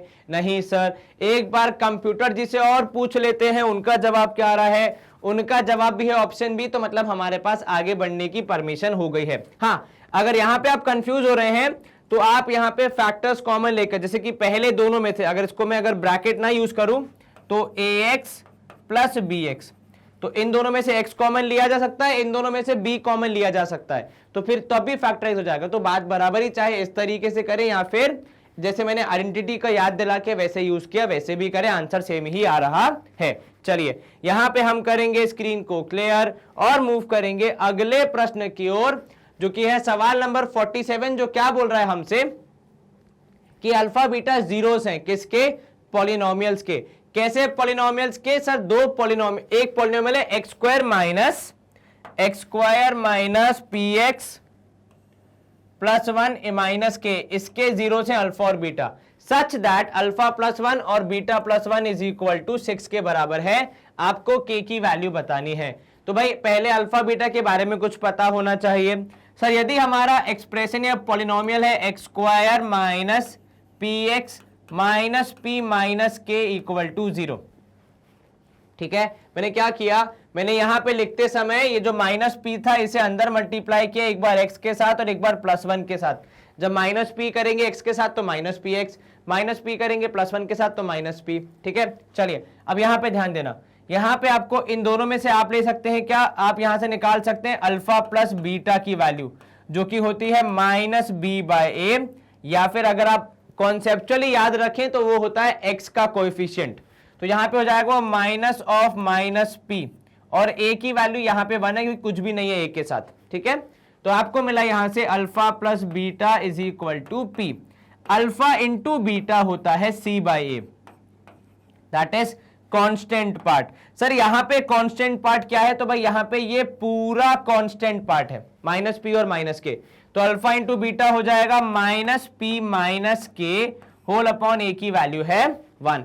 अब जरा वहां पे ध्यान दो, वहां पे आपको क्या बोला है कि अल्फा प्लस 1 और बीटा प्लस 1 को मल्टीप्लाई करने पे 6 आ रहा है। तो जब आप इस ब्रैकेट को ओपन करेंगे तो पहले अल्फा पूरे ब्रैकेट से मल्टीप्लाई, फिर 1 पूरे ब्रैकेट से मल्टीप्लाई। तो जब अल्फा पूरे ब्रैकेट से मल्टीप्लाई होगा तो अल्फा बीटा प्लस बीटा और यहां पे 1 इंटू 1 हो जाएगा 1, जो कि है 6 के बराबर। ये जो प्लस 1 है साइड चेंज करके वो माइनस 1 हो जाएगा, ठीक है। अल्फा बीटा की वैल्यू है माइनस पी माइनस के, अल्फा प्लस बीटा की वैल्यू है प्लस पी, और ये प्लस 1 जो था साइड चेंज करेगा तो minus 1। Minus P plus P जैसा कि अपोजिट साइन के साथ है तो कैंसिल हो जाएंगे, और माइनस के हो जाएगा 5 के बराबर। तो क्या हम बोल सकते हैं कि के की वैल्यू हो जाएगी -5। क्या हमारे पास ऑप्शन में -5 है? यस सर बिल्कुल है। तो क्या हम ऑप्शन डी -5 को मार्क कर सकते हैं? बिल्कुल कर सकते हैं सर। लेकिन जब भी आप ऐसे सवाल को सॉल्व करें कृपया थोड़ा ध्यान पूर्वक करें, क्योंकि देखो अगर आपने एक साइन भी हल्का सा ऊपर नीचे कर दिया तो आपका जवाब -5 की जगह 5 हो जाएगा, जो कि ऑप्शन में है। तो गलती ना करें, कृपया कोशिश करें कि आप maximum possible correct answer mark करें। और यहां पता है गलती कहां हो सकती है? सबसे पहले ये -p को ब्रैकेट के अंदर मल्टीप्लाई करने में इंसान क्या करता है, -p को x से मल्टीप्लाई कर देगा, -px लिख देगा, लेकिन -p को +1 से मल्टीप्लाई करके +p लिख देगा, -p नहीं लिखेगा, ये सोच के कि साइन तो हमने पहले एडजस्ट कर दिया। नहीं, ब्रैकेट के बाहर से कोई चीज ब्रैकेट के अंदर आ रही है तो वो साइन के साथ दोनों ब्रैकेट के पार्ट्स को मिलेगी, x को भी और 1 को भी। इसलिए यहां पे हमारा जवाब होना चाहिए -5। एक बार हम कंप्यूटर जी से और पूछ लेते हैं, उनका जवाब भी है ऑप्शन डी -5। तो यहां पे हम कर सकते हैं स्क्रीन को स्वच्छ और अगले प्रश्न का रुख। सवाल नंबर 48 अच्छा प्रश्न है, ठीक है, थोड़ा सा आपको रिवीजन भी कराता है। आपको रूट्स बताने हैं यहां दी हुई क्वाड्रेटिक इक्वेशन के। आपकी इक्वेशन है x² plus 2√2x plus 2√2x minus 6 is equal to 0। ये आपकी इक्वेशन है, ठीक है। दो तरीके क्वाड्रेटिक इक्वेशन निकालने के, रूट निकालने के बहुत तरीके वैसे तो, या तो d की वैल्यू निकालो जो कि होती है b² - 4ac, या फिर आप निकाल सकते हैं अलग अलग तरीकों से। एक तरीका होता है जिसे हम कहते हैं मिडिल टर्म स्प्लिटिंग। क्या कहते हैं हम? मिडिल टर्म स्प्लिटिंग आपने सीखी होगी, ठीक है। इसमें आप क्या करते हैं, इसमें सर बीच वाला जो हमारा कंपोनेंट है, जो टर्म है, उसके दो हिस्से किए जाएंगे, a और b, जिनको ऐड या सब्ट्रैक्ट करने के बाद 2√2x आना चाहिए। अब देखो, जितना गणित आपने पढ़ा है कक्षा 9वीं में, उसमें पहला चैप्टर रैशनल नंबर्स कहता है कि जब आप दो इर्रेशनल नंबर्स को ऐड कर रहे हैं, वे तभी ऐड हो सकते हैं जब उनकी पीछे की पूंछ अर्थात इर्रेशनल नंबर सेम हो। एग्जांपल के तौर पे 3√5 और 7√5 को ऐड किया जा सकता है, ठीक है, लेकिन 3√7 और 5√3 को ऐड नहीं किया जा सकता क्योंकि दोनों की पूंछ अलग अलग है। तो पूंछ को सेम रखेंगे तो पक्का आपको आपका जवाब मिलेगा। इसी लॉजिक को यूज करते हुए मैं ये अश्योर करूंगा कि दोनों a और b की जो पूंछ है उसमें √2 होना चाहिए। तो a√2 और b√2, इनको ऐड सब्ट्रैक्ट करने पे कितना आना चाहिए? 2√2, ठीक है। दूसरा पार्ट है मल्टीप्लीकेशन का, जो कहता है कि भैया a इंटू बी, मतलब जो दो पार्ट्स आपने किए हैं उनको मल्टीप्लाई या डिवाइड करने पे कितना आना चाहिए? -6 आना चाहिए। चलिए, तो यहां पे आप लिख सकते हैं कि भैया a√2, क्योंकि पहला वाला पार्ट है a√2 इंटू b√2 करने पे आना चाहिए -6। a into B into √2 into √2 हो जाएगा 2। अब भैया √2 वहां घूमने थोड़ी आया पार्क में, ऑब्वियस सी बात है, उसको आपको सॉल्व करना पड़ेगा। तो √2 इंटू √2 हो जाएगा -2, केवल 2 सॉरी। तो a इंटू बी कितना हो जाएगा सर? -6/2, that is -3। तो दो नंबर्स को मल्टीप्लाई करने पे -3 एक ही केस में आता है जब एक 3 हो और दूसरा 1, उसके अलावा तो नहीं आ सकता। तो यहां पे भी आपके जवाब में एक 3 होगा और दूसरा 1 होगा, और क्योंकि आपने √2 को पहले ही एडजस्ट कर दिया है तो वो केवल साथ में यहाँ पे पूंछ बन के चिपक जाएगा। तो 3√2 और 1√2 दोनों के बीच में हो जाएगा सब्ट्रैक्शन। तो आपका सवाल चेंज हो जाता है x² प्लस 3√2x माइनस 1√2 और x और साथ में कितना? +6, सॉरी -6 इक्वल टू 0। इन दोनों में से कुछ भी नहीं है हाथ में, अनलाइक, तो x प्लस 3√2 तो पक्का आएगा कॉमन, मतलब x कॉमन आएगा, x प्लस 3√2 तो पक्का बचेगा, जो कि आपके एक ऑप्शन में दिख भी रहा है, देखो -3√2 एक ऑप्शन है भी। तो शायद most probably question answer A ही आपका आंसर होगा, ठीक है। दूसरे पार्ट में आप चाहें तो -√2 कॉमन ले सकते हैं। अब अगर यहां पे तो देखो 1 और √2 और x है, आपने √2 कॉमन ले लिया, 1 और x मिलके हो जाएंगे, x क्योंकि मल्टीप्लाई हो रहा है। -6 को जब आप ब्रेक करेंगे तो बेसिकली 6 बनेगा 3 इंटू √2 इंटू √2 से, और मैंने जानबूझ के लिखा है क्योंकि मुझे √2 कॉमन लेना है, साथ में मैंने माइनस भी ले लिया तो एडिशन हो जाएगा, पॉजिटिव हो जाएगा, क्योंकि दो माइनस मिलके एक प्लस बनाते हैं। तो जब आपने एक माइनस निकाल लिया, अंदर दूसरा माइनस बचा था, वो भी आपने कॉमन ले लिया, तो आपका जवाब क्या हो जाएगा? प्लस हो जाएगा। और 6 में से आप √2 और निकाल सकें तो कितना बचा है? 3√2 बचा है। और यदि आप ध्यान से देखें दोनों हिस्सों में 3 + √2 ही मिल रहा है, मतलब हम सही ट्रैक पे चल रहे हैं। तो दोनों में से 3 + √2 कॉमन, 3√2 कॉमन, सॉरी, यहां से आएगा x, यहां पे आएगा -√2 और इनको इक्वेट करने पे आना चाहिए 0। x की वैल्यू हो जाएगी -3√2 और यहां पे x की वैल्यू हो जाएगी √2, ठीक है। मतलब आपके x की वैल्यू क्या हो सकती है सर? -3√2 जैसा कि आपने कहा था, और √2, तो ऑप्शन ए के हमारा जवाब होने के काफी प्रबल दावेदारी बन रही है। क्या किया आपने? मिडिल टर्म स्प्लिटिंग करके आसानी सवाल को सॉल्व किया। सवाल कॉम्प्लेक्स कहां हो गया था? क्योंकि एक तो √2 वाला नंबर था, दोनों के पास √2 भेजा। उसके बाद तो जब आप ट्रिक समझ जाएंगे एक बार तो आसानी से सॉल्व हो जाता है। क्या ट्रिक थी यहाँ पे? Use of irrational numbers to add irrational numbers and then adjusting the extra, क्योंकि नॉर्मली आप ए और बी लिखते, पर क्योंकि यहाँ पे एक्स्ट्रा है तो उसको मल्टीप्लाई करते समय भी एक्स्ट्रा आप ऐड करेंगे और इस तरीके से सॉल्व करेंगे, ठीक है। चलिए यहाँ पे हम कर सकते हैं स्क्रीन को क्लियर, और ऑप्शन ए है हमारा आंसर। इसी के साथ हम मूव करेंगे अगले प्रश्न की ओर, जो कि है हमारा सवाल नंबर 49, जो क्या बोल रहा है? देखो वर्ड प्रॉब्लम सॉर्ट ऑफ आ गया है, तो काफी अच्छे से इसको पढ़ के सॉल्व करना है। द नंबर ऑब्टेन्ड, एक नंबर ऑब्टेन हुआ है, ठीक है, क्या करने के बाद? Adding 12 to a natural number. एक नेचुरल नंबर में जब आपने 12 ऐड किया तो एक नंबर मिला, ठीक है। उस नंबर, वो जो नंबर है वो क्या है? वो 160 टाइम्स है। किसका? वो 160 टाइम्स है हमारे नेचुरल नंबर के मल्टीप्लिकेटिव इनवर्स का, ठीक है। Find the number. अब आप क्या कह रहे हैं? देखिए यहां पे एक नंबर है x, नेचुरल नंबर है क्या? x। उसमें जब आप 12 ऐड करेंगे, उसमें जब आप 12 ऐड करेंगे तो वो किसके बराबर हो जाएगा? वो हो जाएगा 160 टाइम्स। टाइम्स का मतलब है 160 बार गुणा, ठीक है। किससे? मल्टीप्लीकेटिव इनवर्स से किसके, सर एक ही जानकारी है जो कि x तो उसी का हो पाएगा, तो 1/x के मल्टीप्लीकेटिव इनवर्स से। फिर से एक नंबर में 12 ऐड करने पे जो रिजल्ट मिलता है वो है 160 टाइम्स किसका, उसी नंबर के मल्टीप्लिकेटिव इनवर्स का जिसको आपने शुरू किया था सॉल्व करना। अब इसको क्या सॉल्व करेंगे, सर ये तो आसान है, x जो कि वहां मल्टीप्लिकेशन में डिवीजन में है, साइड चेंज करेगा तो यहां वाले पूरे पार्ट से मल्टीप्लाई हो जाएगा, तो x into X plus 12 should be equal to 160 X square plus 12x minus 160 होना चाहिए आपकी इक्वेशन। अब क्या इक्वेशन बन गई तो हमारा काम आसान हो जाता है, नहीं सर हमें तो अभी इसको आगे सॉल्व करना पड़ेगा, x की वैल्यू निकालनी पड़ेगी। ऐसी दो वैल्यूज जिन्हें मल्टीप्लाई करने पे आए 160 और ऐड सब्ट्रैक्ट करने पे आए 12, ठीक है। 160 के जब आप फैक्टर देखोगे तो भाई 280 नहीं, बहुत दूर है, 440 बहुत दूर है, 8 और 20 को सब्ट्रैक्ट करने पे 12 आता है, तो वो हमारा जवाब होगा कि भाई X square plus 20x minus 8x minus 160 is equal to 0। इन दोनों में से आपने लिया x कॉमन तो x प्लस 20, इन दोनों में से आप लेंगे माइनस 8 कॉमन तो x प्लस 20, ठीक है।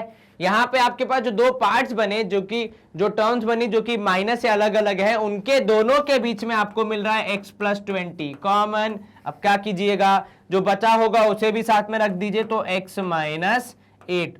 फिर से दो चीजों को गुणा करने पे शून्य आ रहा है, कब आ सकता है, सर दोनों में से कोई भी शून्य हो तो भी जवाब शून्य आएगा, तो या तो x प्लस 20 है शून्य के बराबर, या फिर x माइनस 8 है शून्य के बराबर। तो x की वैल्यू यहां से मिलेगी माइनस 20 और यहां से मिलेगी 8।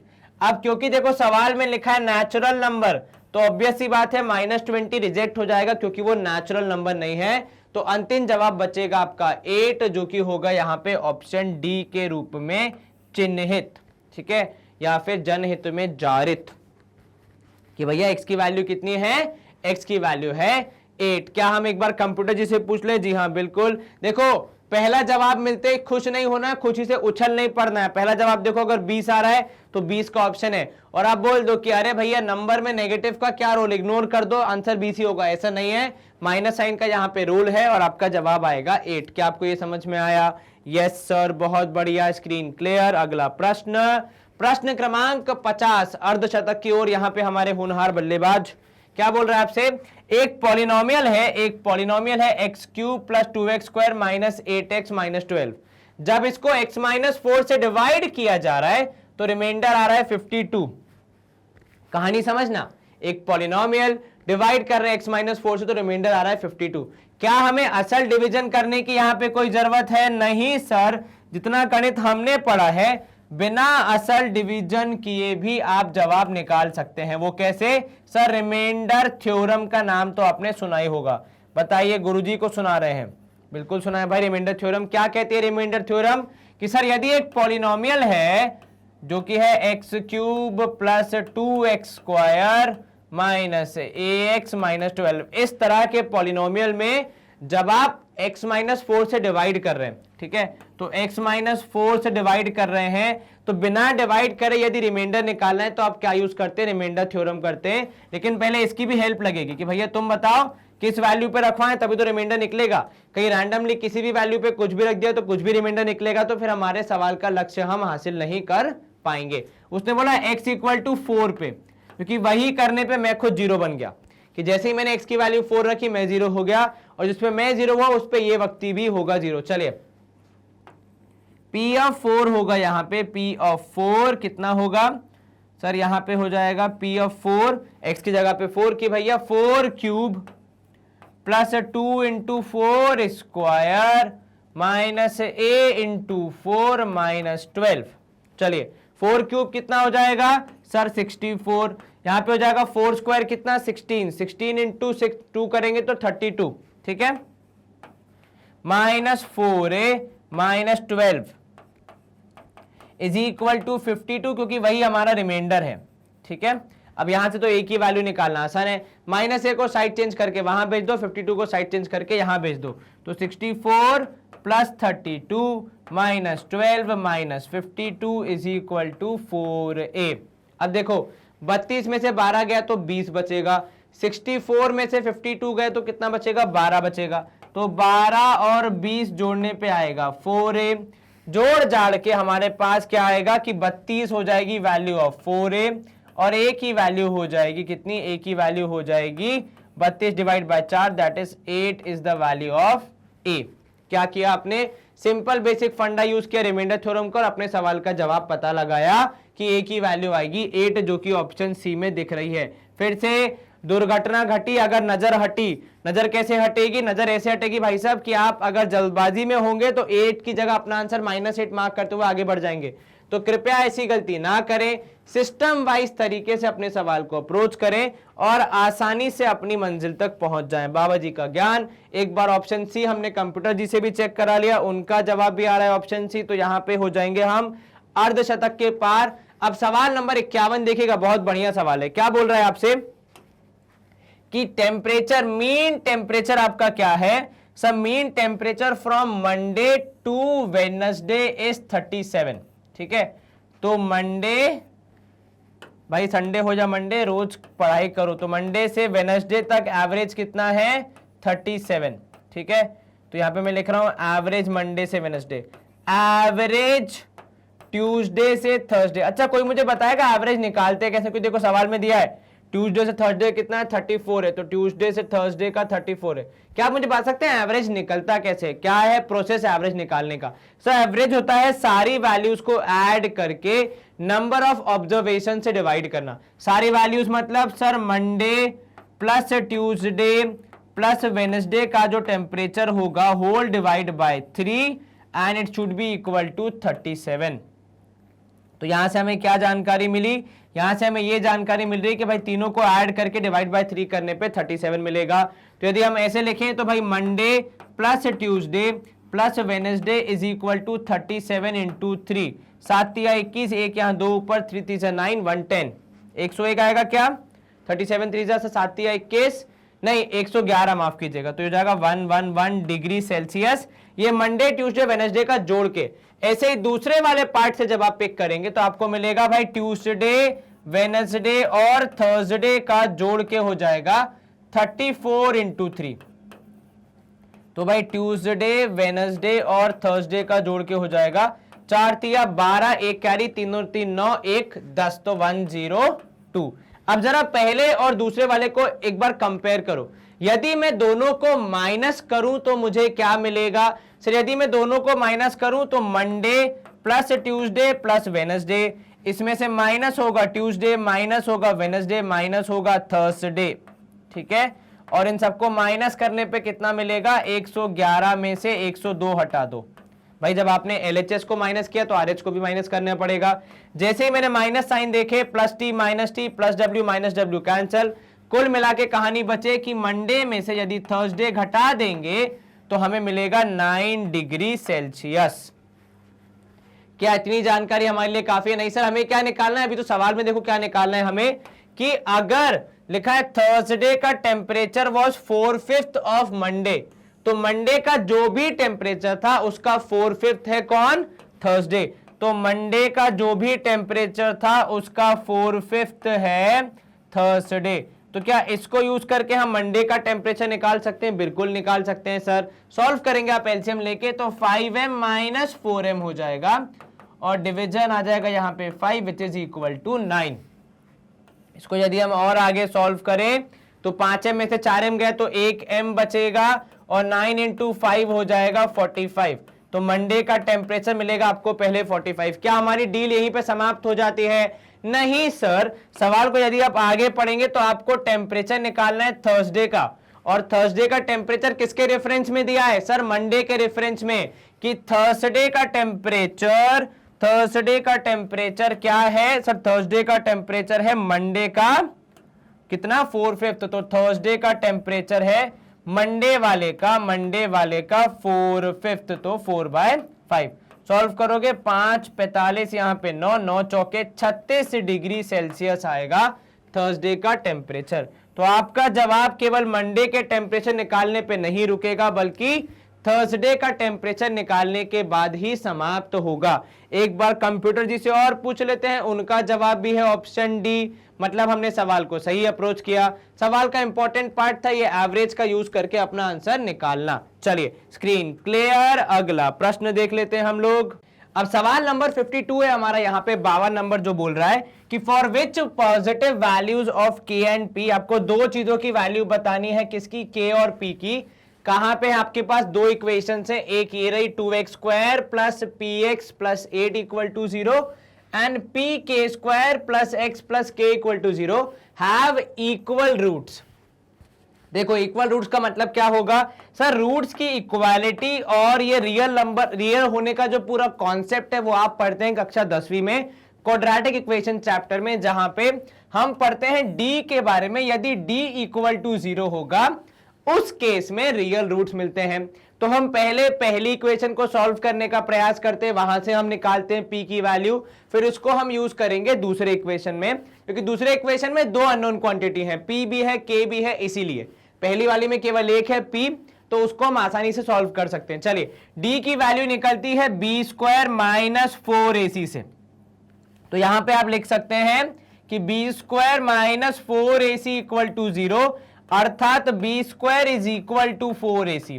मैं इसका यूज करते हुए अपने सवाल में आगे बढ़ूंगा, तो दो हिस्से कर देते हैं, एक पहली इक्वेशन के लिए, दूसरा दूसरी इक्वेशन के लिए। चलिए तो पहली इक्वेशन में हमें a क्या मिलेगा सर, a मिलेगा 2 के बराबर क्योंकि वो है एक्स स्क्वायर का कोएफिशिएंट, b मिलेगा p के बराबर क्योंकि वो है x का कोएफिशिएंट, और c मिलेगा 8 के बराबर।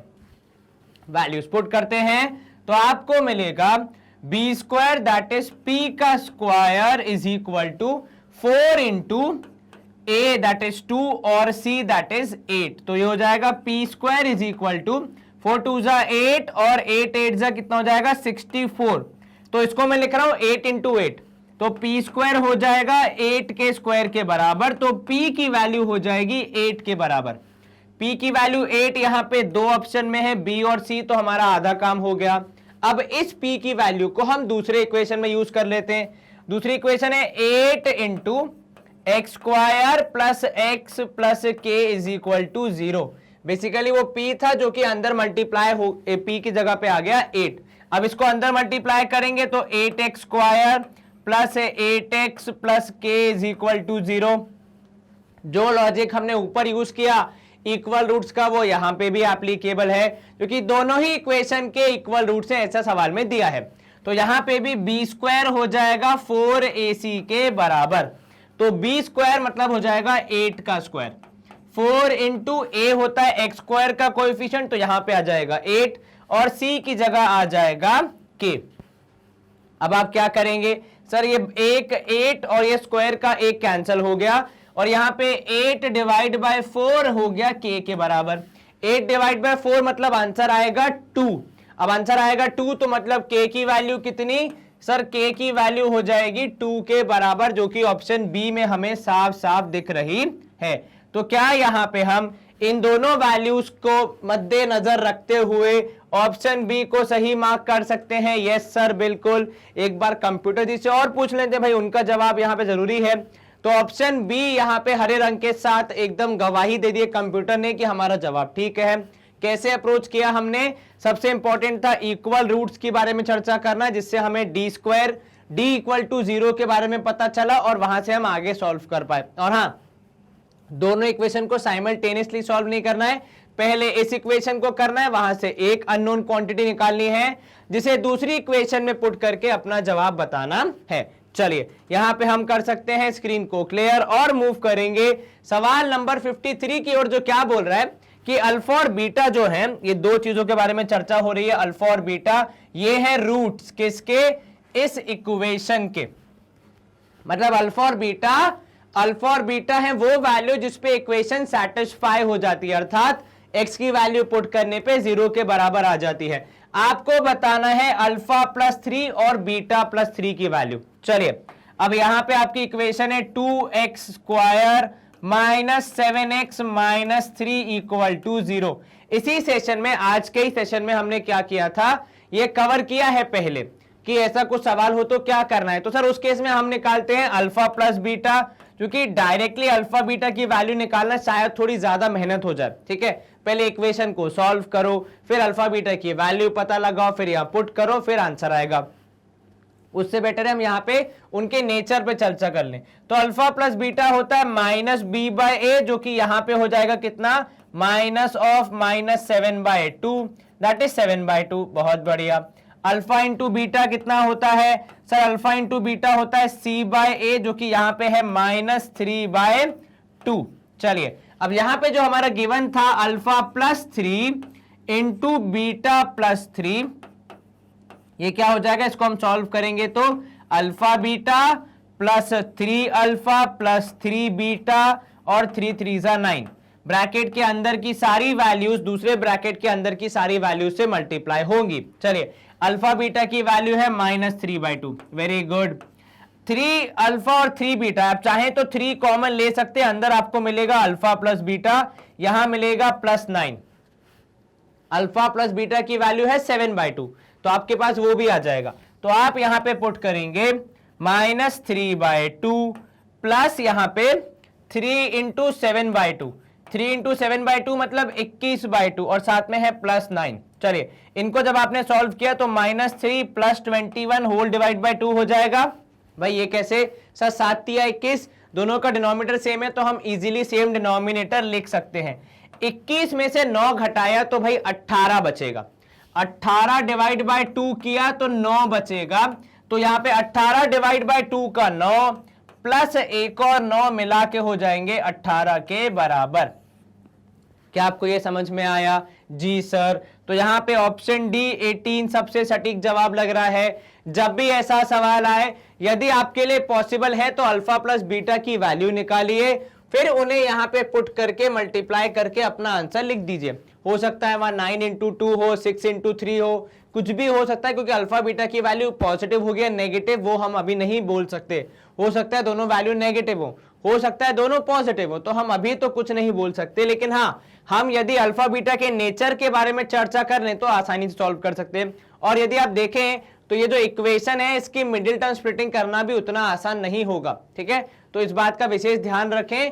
आपको ऐसे सॉल्व करना है ऐसे करें, आपको जीरोस निकाल के सॉल्व करना है वैसे करें, मर्जी आपकी है। बस एक चीज का ध्यान रखना है कि सही तरीके से सॉल्व करना है। ठीक है, तो मिडिल टर्म स्प्लिटिंग करके एमएस, मिडिल टर्म स्प्लिटिंग क्या होता है, मिडिल टर्म स्प्लिटिंग एमटीएस। तो एमटीएस करेंगे आप और अल्फा बीटा की वैल्यू निकालेंगे। फेयर इनफ, पुट कीजिए, मल्टीप्लाई कीजिए, आंसर आ जाएगा। Otherwise you can do this method also. चलिए स्क्रीन क्लियर। नेक्स्ट प्रश्न, उसके पहले एक बार कंप्यूटर जी की परमिशन, उनका जवाब भी ऑप्शन डी आया जो कि हमारा आया था। तो सारे सबूतों और गवाहों के मद्देनजर हम इस प्रश्न को बोलते हैं कि अपने अपने घर जाओ। क्वेश्चन नंबर 54, आपको बताना है एचसीएफ। अरे सर एचसीएफ तो बचपन में बहुत पढ़ा है, बहुत आसान होता है, बिल्कुल पढ़ा है, लेकिन यहाँ पे एचसीएफ नंबर्स का नहीं चाहिए, पॉलिनोमियल्स का चाहिए। और एचसीएफ निकालने के लिए पहले फैक्टर्स पता होना चाहिए। तो आपका पहला काम होगा यहाँ पे दोनों आपके जो ये एक्सप्रेशंस हैं इन्हें फैक्टराइज करना। ठीक है, उसके बाद आप आसानी से आगे बढ़ सकते हैं। चलिए पहले वाले पार्ट को यदि हम फैक्टराइज करें तो x³ - x² - 4x - 6। ठीक है, इसको आप कैसे फैक्टराइज करेंगे? सर पहले अलग अलग वैल्यूज रख लेते हैं, फिर लॉन्ग डिवीजन करके हम दो फैक्टर्स निकालेंगे तो भी हमारा जवाब आ जाएगा। ठीक है, चलिए आपकी बात मान ली। तो पहले आपने रखा x = 1, क्या रखा आपने? x = 1 रखा आपने।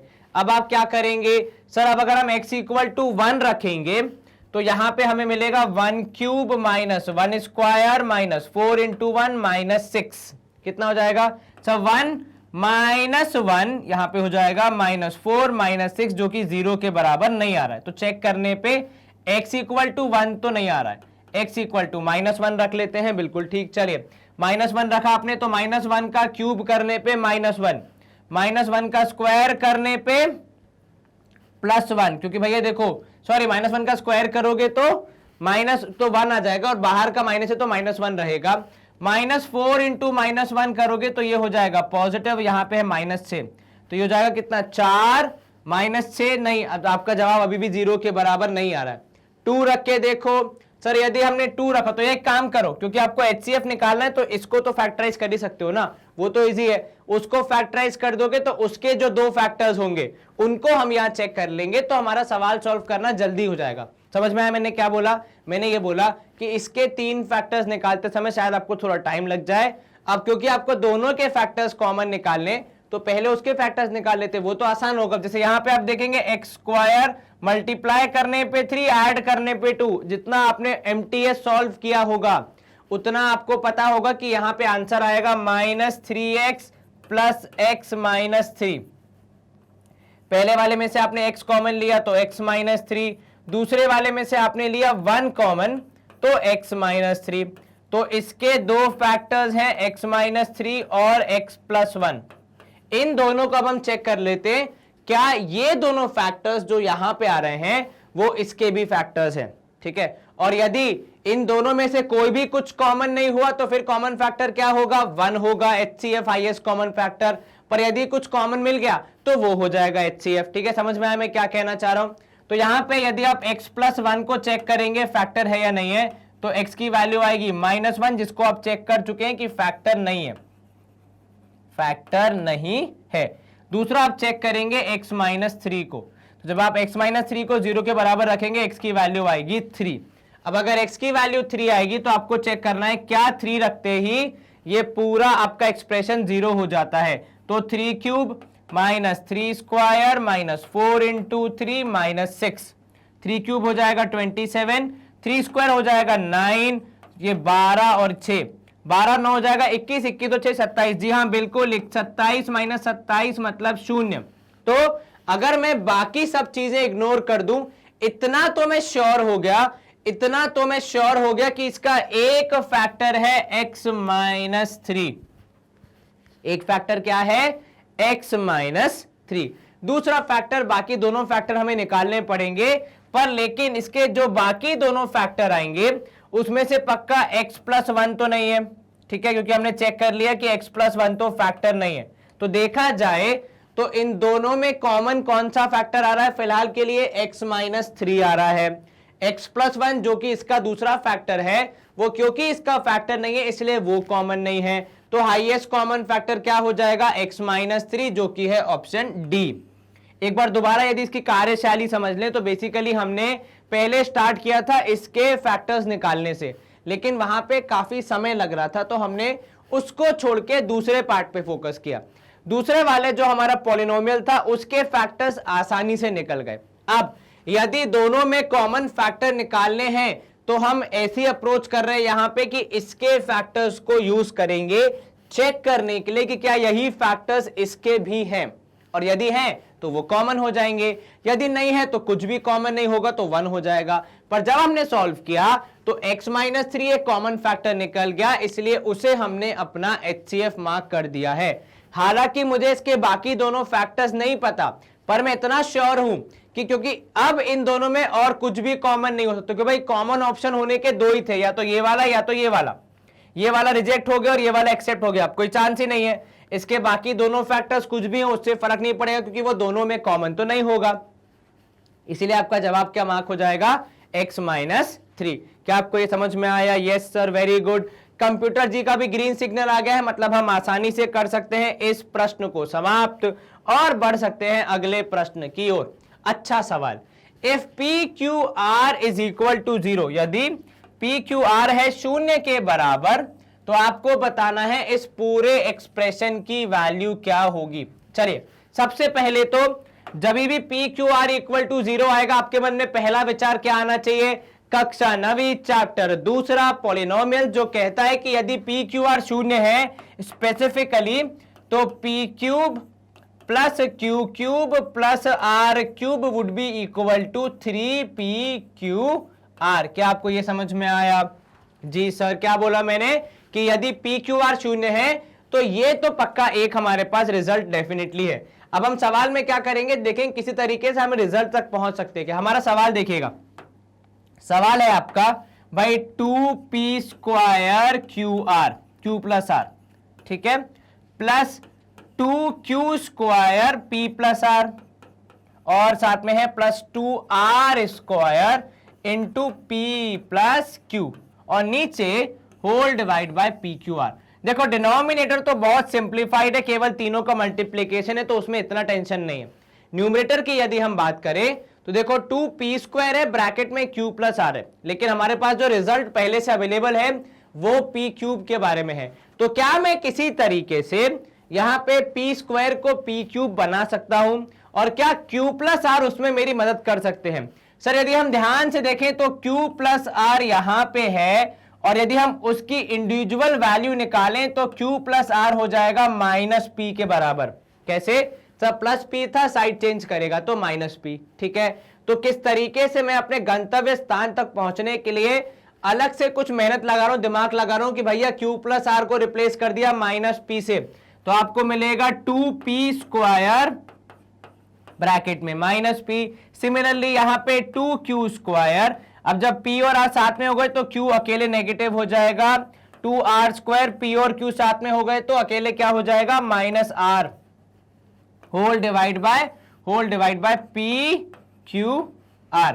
अब इनको आप मल्टीप्लाई करेंगे तो -2p³ -2q³ और -2r³ अपॉन हो जाएगा p/q/r। अब यदि आप ध्यान से देखें तो -2 कॉमन लिया जा सकता है और जब -2 कॉमन हो जाएगा तो आपका सवाल किस तरीके से चेंज हो जाएगा? भाई आपने लिया -2 कॉमन, अंदर बचेगा p³ plus q³ plus r³ और क्योंकि हमें इन तीनों के एडिशन का रिजल्ट पता है तो शायद हम यहाँ पे काफी खुश हो जाएं, क्योंकि हमारा सवाल यहाँ लगभग खत्म हो गया है कि भैया p² q² r² होगा पक्का 3p/q/r के बराबर।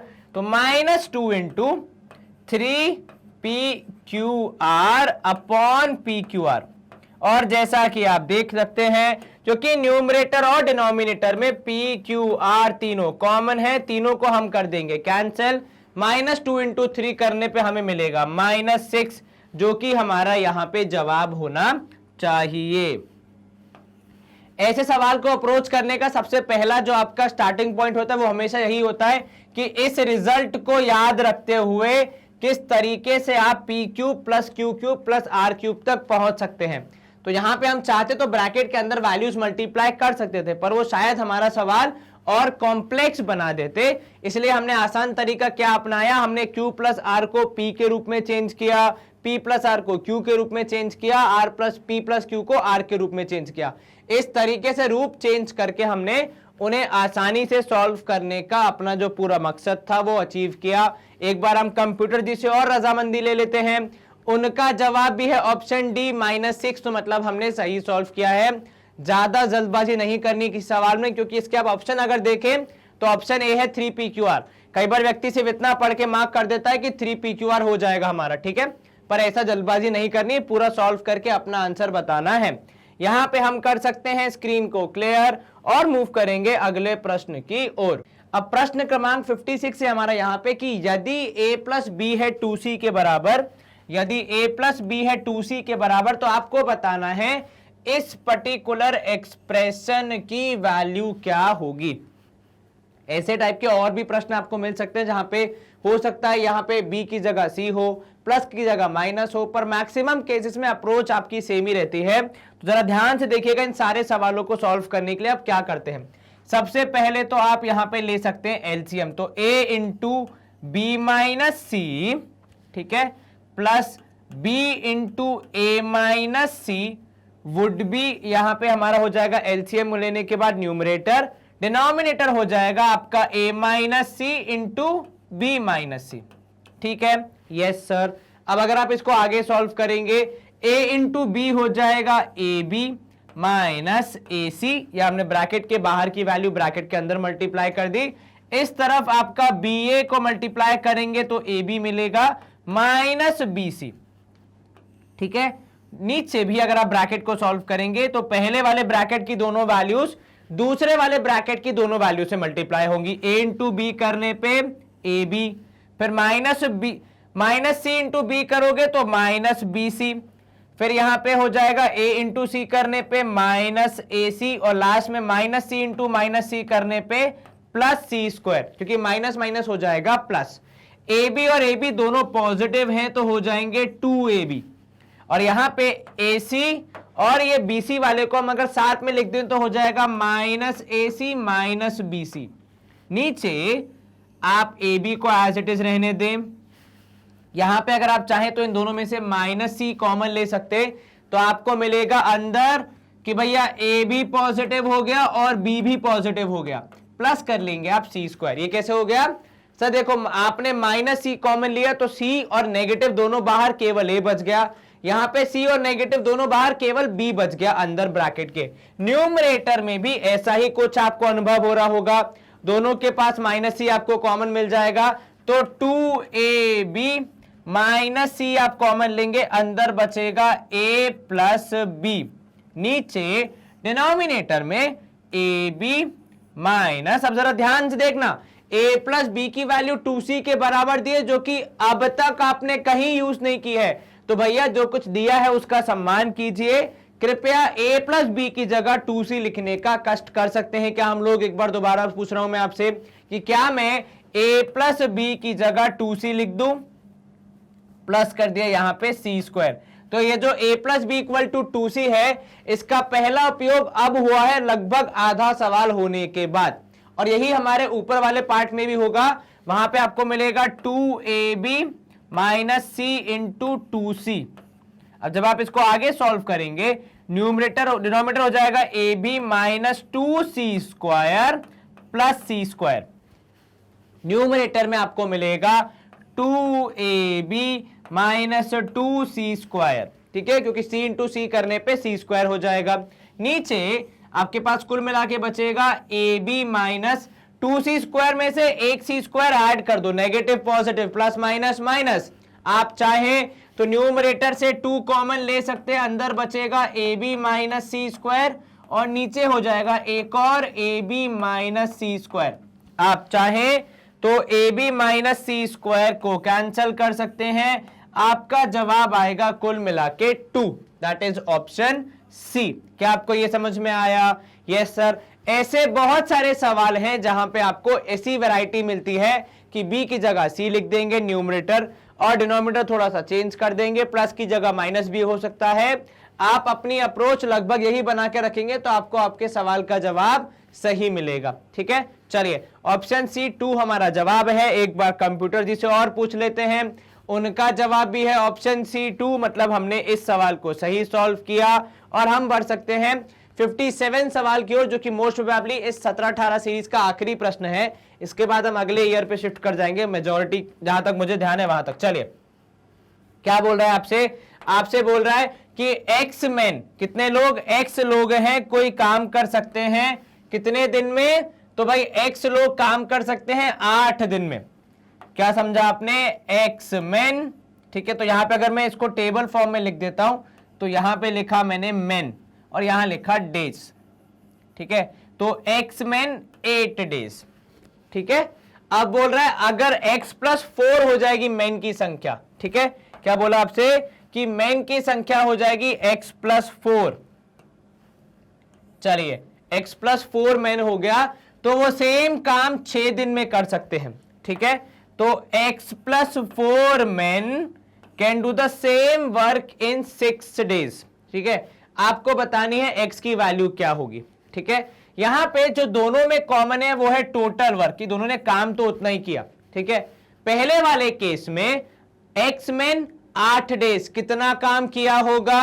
सर एक्स मैन ने लगातार 8 दिन काम किया होगा, तो 8x के बराबर काम फिनिश हुआ होगा।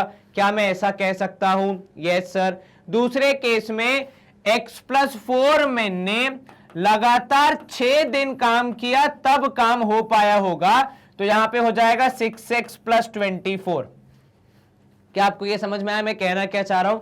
मैं आपसे कहना चाह रहा हूं कि क्योंकि दोनों ही केस में काम हो रहा है और जो काम हो रहा है वो बराबर होना चाहिए, वो हम आगे डिस्कस करेंगे, पर कितना काम हो रहा है वो हम कैसे जज करेंगे? सर सिंपल लॉजिक है, एक्स मैन 8 डेज काम कर रहे हैं, तो एक्स मैन 8 दिन लगातार काम करते जाएंगे, तो कुल मिला के कितना काम करेंगे?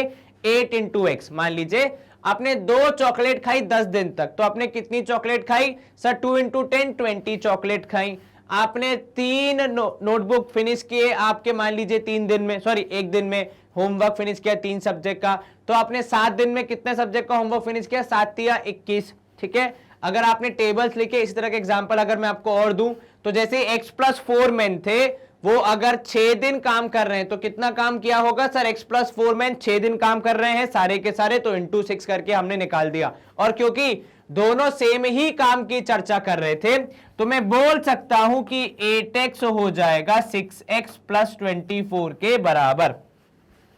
In general time and work के जो क्वेश्चन होते हैं या मेन एंड वर्क के जो क्वेश्चन होते हैं वो काफी ज्यादा कॉम्प्लेक्स होते हैं, काफी ज्यादा आपको कंफ्यूज कर देते हैं। पर ये वाला सवाल एक्चुअली देखा जाए तो बेसिक कॉमन सेंस का है और यहीं से आपको आपका जवाब मिल जाएगा। ज्यादा कुछ मेहनत करने की जरूरत नहीं है। और यहाँ पे जो एक चीज हमने नहीं की वो थी टोटल वर्क निकालना, कि कुल मिला के काम कितना किया होगा। और क्योंकि दोनों सेम ही टोटल काम की चर्चा करें, दोनों आपस में बराबर होंगे। इसको आप सॉल्व करोगे तो 8x - 6x करने पे आएगा 24, 2x आ जाएगा 24 के बराबर, तो x आ जाएगा 24/2 दैट इज 12 के बराबर। किसके बराबर? ऑप्शन सी 12 के बराबर आ जाएगा हमारा उत्तर। कि एक्चुअल जो लोग थे उनकी 12 थी संख्या, वो 8 दिन तक काम करते। अब जब इन्हीं 12 में 4 और जोड़ के 16 लोग कर देते तो 6 दिन में काम हो जाता। एक बार हम कंप्यूटर जी से और पूछ लेते हैं उनका जवाब क्या आ रहा है। उनका जवाब भी है ऑप्शन सी 12, मतलब हमने यहां पे सवाल को सही तरीके से सॉल्व किया है। तो हम कर सकते हैं स्क्रीन को क्लियर और हम मूव कर सकते हैं अगले पड़ाव की ओर, जो कि आपके लिए है बहुत इंपॉर्टेंट इंफॉर्मेशन। तो जाने से पहले 2 मिनट ये बहुत इंपॉर्टेंट चीज सुन के जाइएगा। देखिए हमारी जो YouTube चैनल है वो बहुत बड़ी चैनल हो गई है। अब हमारे पास बहुत सारे फैंस आ गए, बहुत सारे स्टूडेंट्स आ गए जो कि रेगुलरली हमसे पढ़ाई करते, तो आप सबका बहुत बहुत धन्यवाद। लेकिन एक और समस्या जो उत्पन्न हो रही है अब वो ये हो रही है कि हमारे पास क्योंकि इतना सारा कंटेंट है और एक ही चैनल है हमारा इंग्लिश मीडियम का, हालांकि हमने हिंदी मीडियम का नया चैनल बना दिया है, पर इंग्लिश मीडियम के चैनल पे भी बहुत सारा कंटेंट अपलोड होता है। तो बहुत बार स्टूडेंट्स अपने काम के वीडियोस, अपने काम के लेक्चर्स, सेशंस को सही जगह पे ढूंढ नहीं पाते हैं। इसलिए हम क्या करते हैं, इसलिए हमने आपके लिए एक सॉल्यूशन निकाला है ताकि आपको हमें ना ईमेल करना पड़े, ना मैसेज करना पड़े, ना व्हाट्सएप करना पड़े, ना कोई कमेंट में मैसेज छोड़ना पड़े कि प्लीज इस चैप्टर की ये वाली वीडियो प्रोवाइड करा दीजिए। हमने क्या किया है, हमारी वेबसाइट को डेवलप किया है as a 100% free online education platform. मतलब यहाँ पे आपको कुछ भी पे नहीं करना है और आप पूरा education free of cost access कर सकते हैं। बस आप क्या कीजिए, हमारी वेबसाइट के आइए, वहां पे होम पेज पे आपको जो भी पढ़ना है, आपको सीबीएसई पढ़ना है लाइक किंडरगार्टन से लेकर 12th तक, आपको एनटीएससी पढ़ना है, आपको ओलंपियाड पढ़ना है, जिस भी चीज को आप पढ़ना चाहते हैं उसके टैब पे क्लिक कीजिए। जैसे ही आप एनटीएससी का टैब क्लिक करेंगे, आपको एनटीएससी के अंदर जितने भी सेशन, जितने भी सब्जेक्ट्स हमने कवर किए हैं वो सब एक ही छत के नीचे मिल जाते हैं। उदाहरण के तौर पे आप एनटीएससी मैथ्स को एक्सप्लोर करना चाहते हैं, पढ़ना चाहते हैं, तो एनटीएससी मैथ्स में हमने जितने भी लेक्चर्स बनाए हैं वो सब आपको एक ही हेड के अंदर मिल जाते हैं। बस यहाँ आपको वॉच नाउ पे क्लिक करना है। जैसे ही आप वॉच नाउ पे क्लिक करेंगे आपको यहाँ पे चैप्टर वाइज डिटेल्स मिल जाती हैं कि भाई हर एक चैप्टर में हमने कितने लेक्चर्स अपलोड किए हैं, उन लेक्चर्स में हमने क्या पढ़ाया है, क्या उनकी ड्यूरेशन है, और उनकी सीक्वेंसिंग का पूरा ध्यान रखा जाता है ताकि आप बिल्कुल भी अपने किसी भी लेक्चर को मिस ना करें, किसी भी सेशन को आप मिस ना करें। यहाँ पे बस यहाँ पहुंच के आप जो भी सेशन पढ़ना चाहते हैं डिटेल्स के हिसाब से वॉच नाउ के टैब पे क्लिक कीजिए। जैसे ही आप वॉच नाउ के टैब पे क्लिक करेंगे, हमारे YouTube के सेशन जैसे ही सेशन यहाँ पे ओपन हो जाते हैं, जो कि आपको सेम क्वालिटी बाय सेम आपके टीचर्स और सेम कंटेंट ही डिलीवर करते हैं। बट यहाँ पे आपको सबसे बड़ा एडवांटेज ये हो जाता है कि ना कोई एडवर्टाइजमेंट है, ना कोई ब्रेक है, ना कोई नोटिफिकेशन, ना कोई सजेशन, केवल आपका पूरा ध्यान कहाँ रहेगा, पढ़ाई पे रहेगा। आप फोकस रहेंगे और अच्छे से पढ़ाई कर पाएंगे। And with this we come to the end of our session. इस सेशन में हमने क्या किया, तो हमारा जो 100% फ्री कोर्स है एनटीएससी का, उसमें हम पढ़ रहे थे हमारा सैट पार्ट जो कि है स्टेज 1 के लिए। तो इसमें हमने चैप्टर अलजेब्रा के प्रीवियस ईयर क्वेश्चंस को सॉल्व किया, काफी सारे क्वेश्चन हमने कवर किए। अगर आपको ये सारे क्वेश्चन समझ में आए और आपकी प्रैक्टिस हुई, आपको मैथमेटिक्स स्ट्रांग हुई, तो प्लीज वीडियो को लाइक, चैनल को सब्सक्राइब एंड यस वीडियो को शेयर जरूर करें एंड अपने फ्रेंड्स एंड फैमिली में हमारे इनिशिएटिव को पहुंचाएं। अपना ख्याल रखें, अच्छे से पढ़ाई करें, stay home, stay safe, take care, bye bye, good day, see you soon.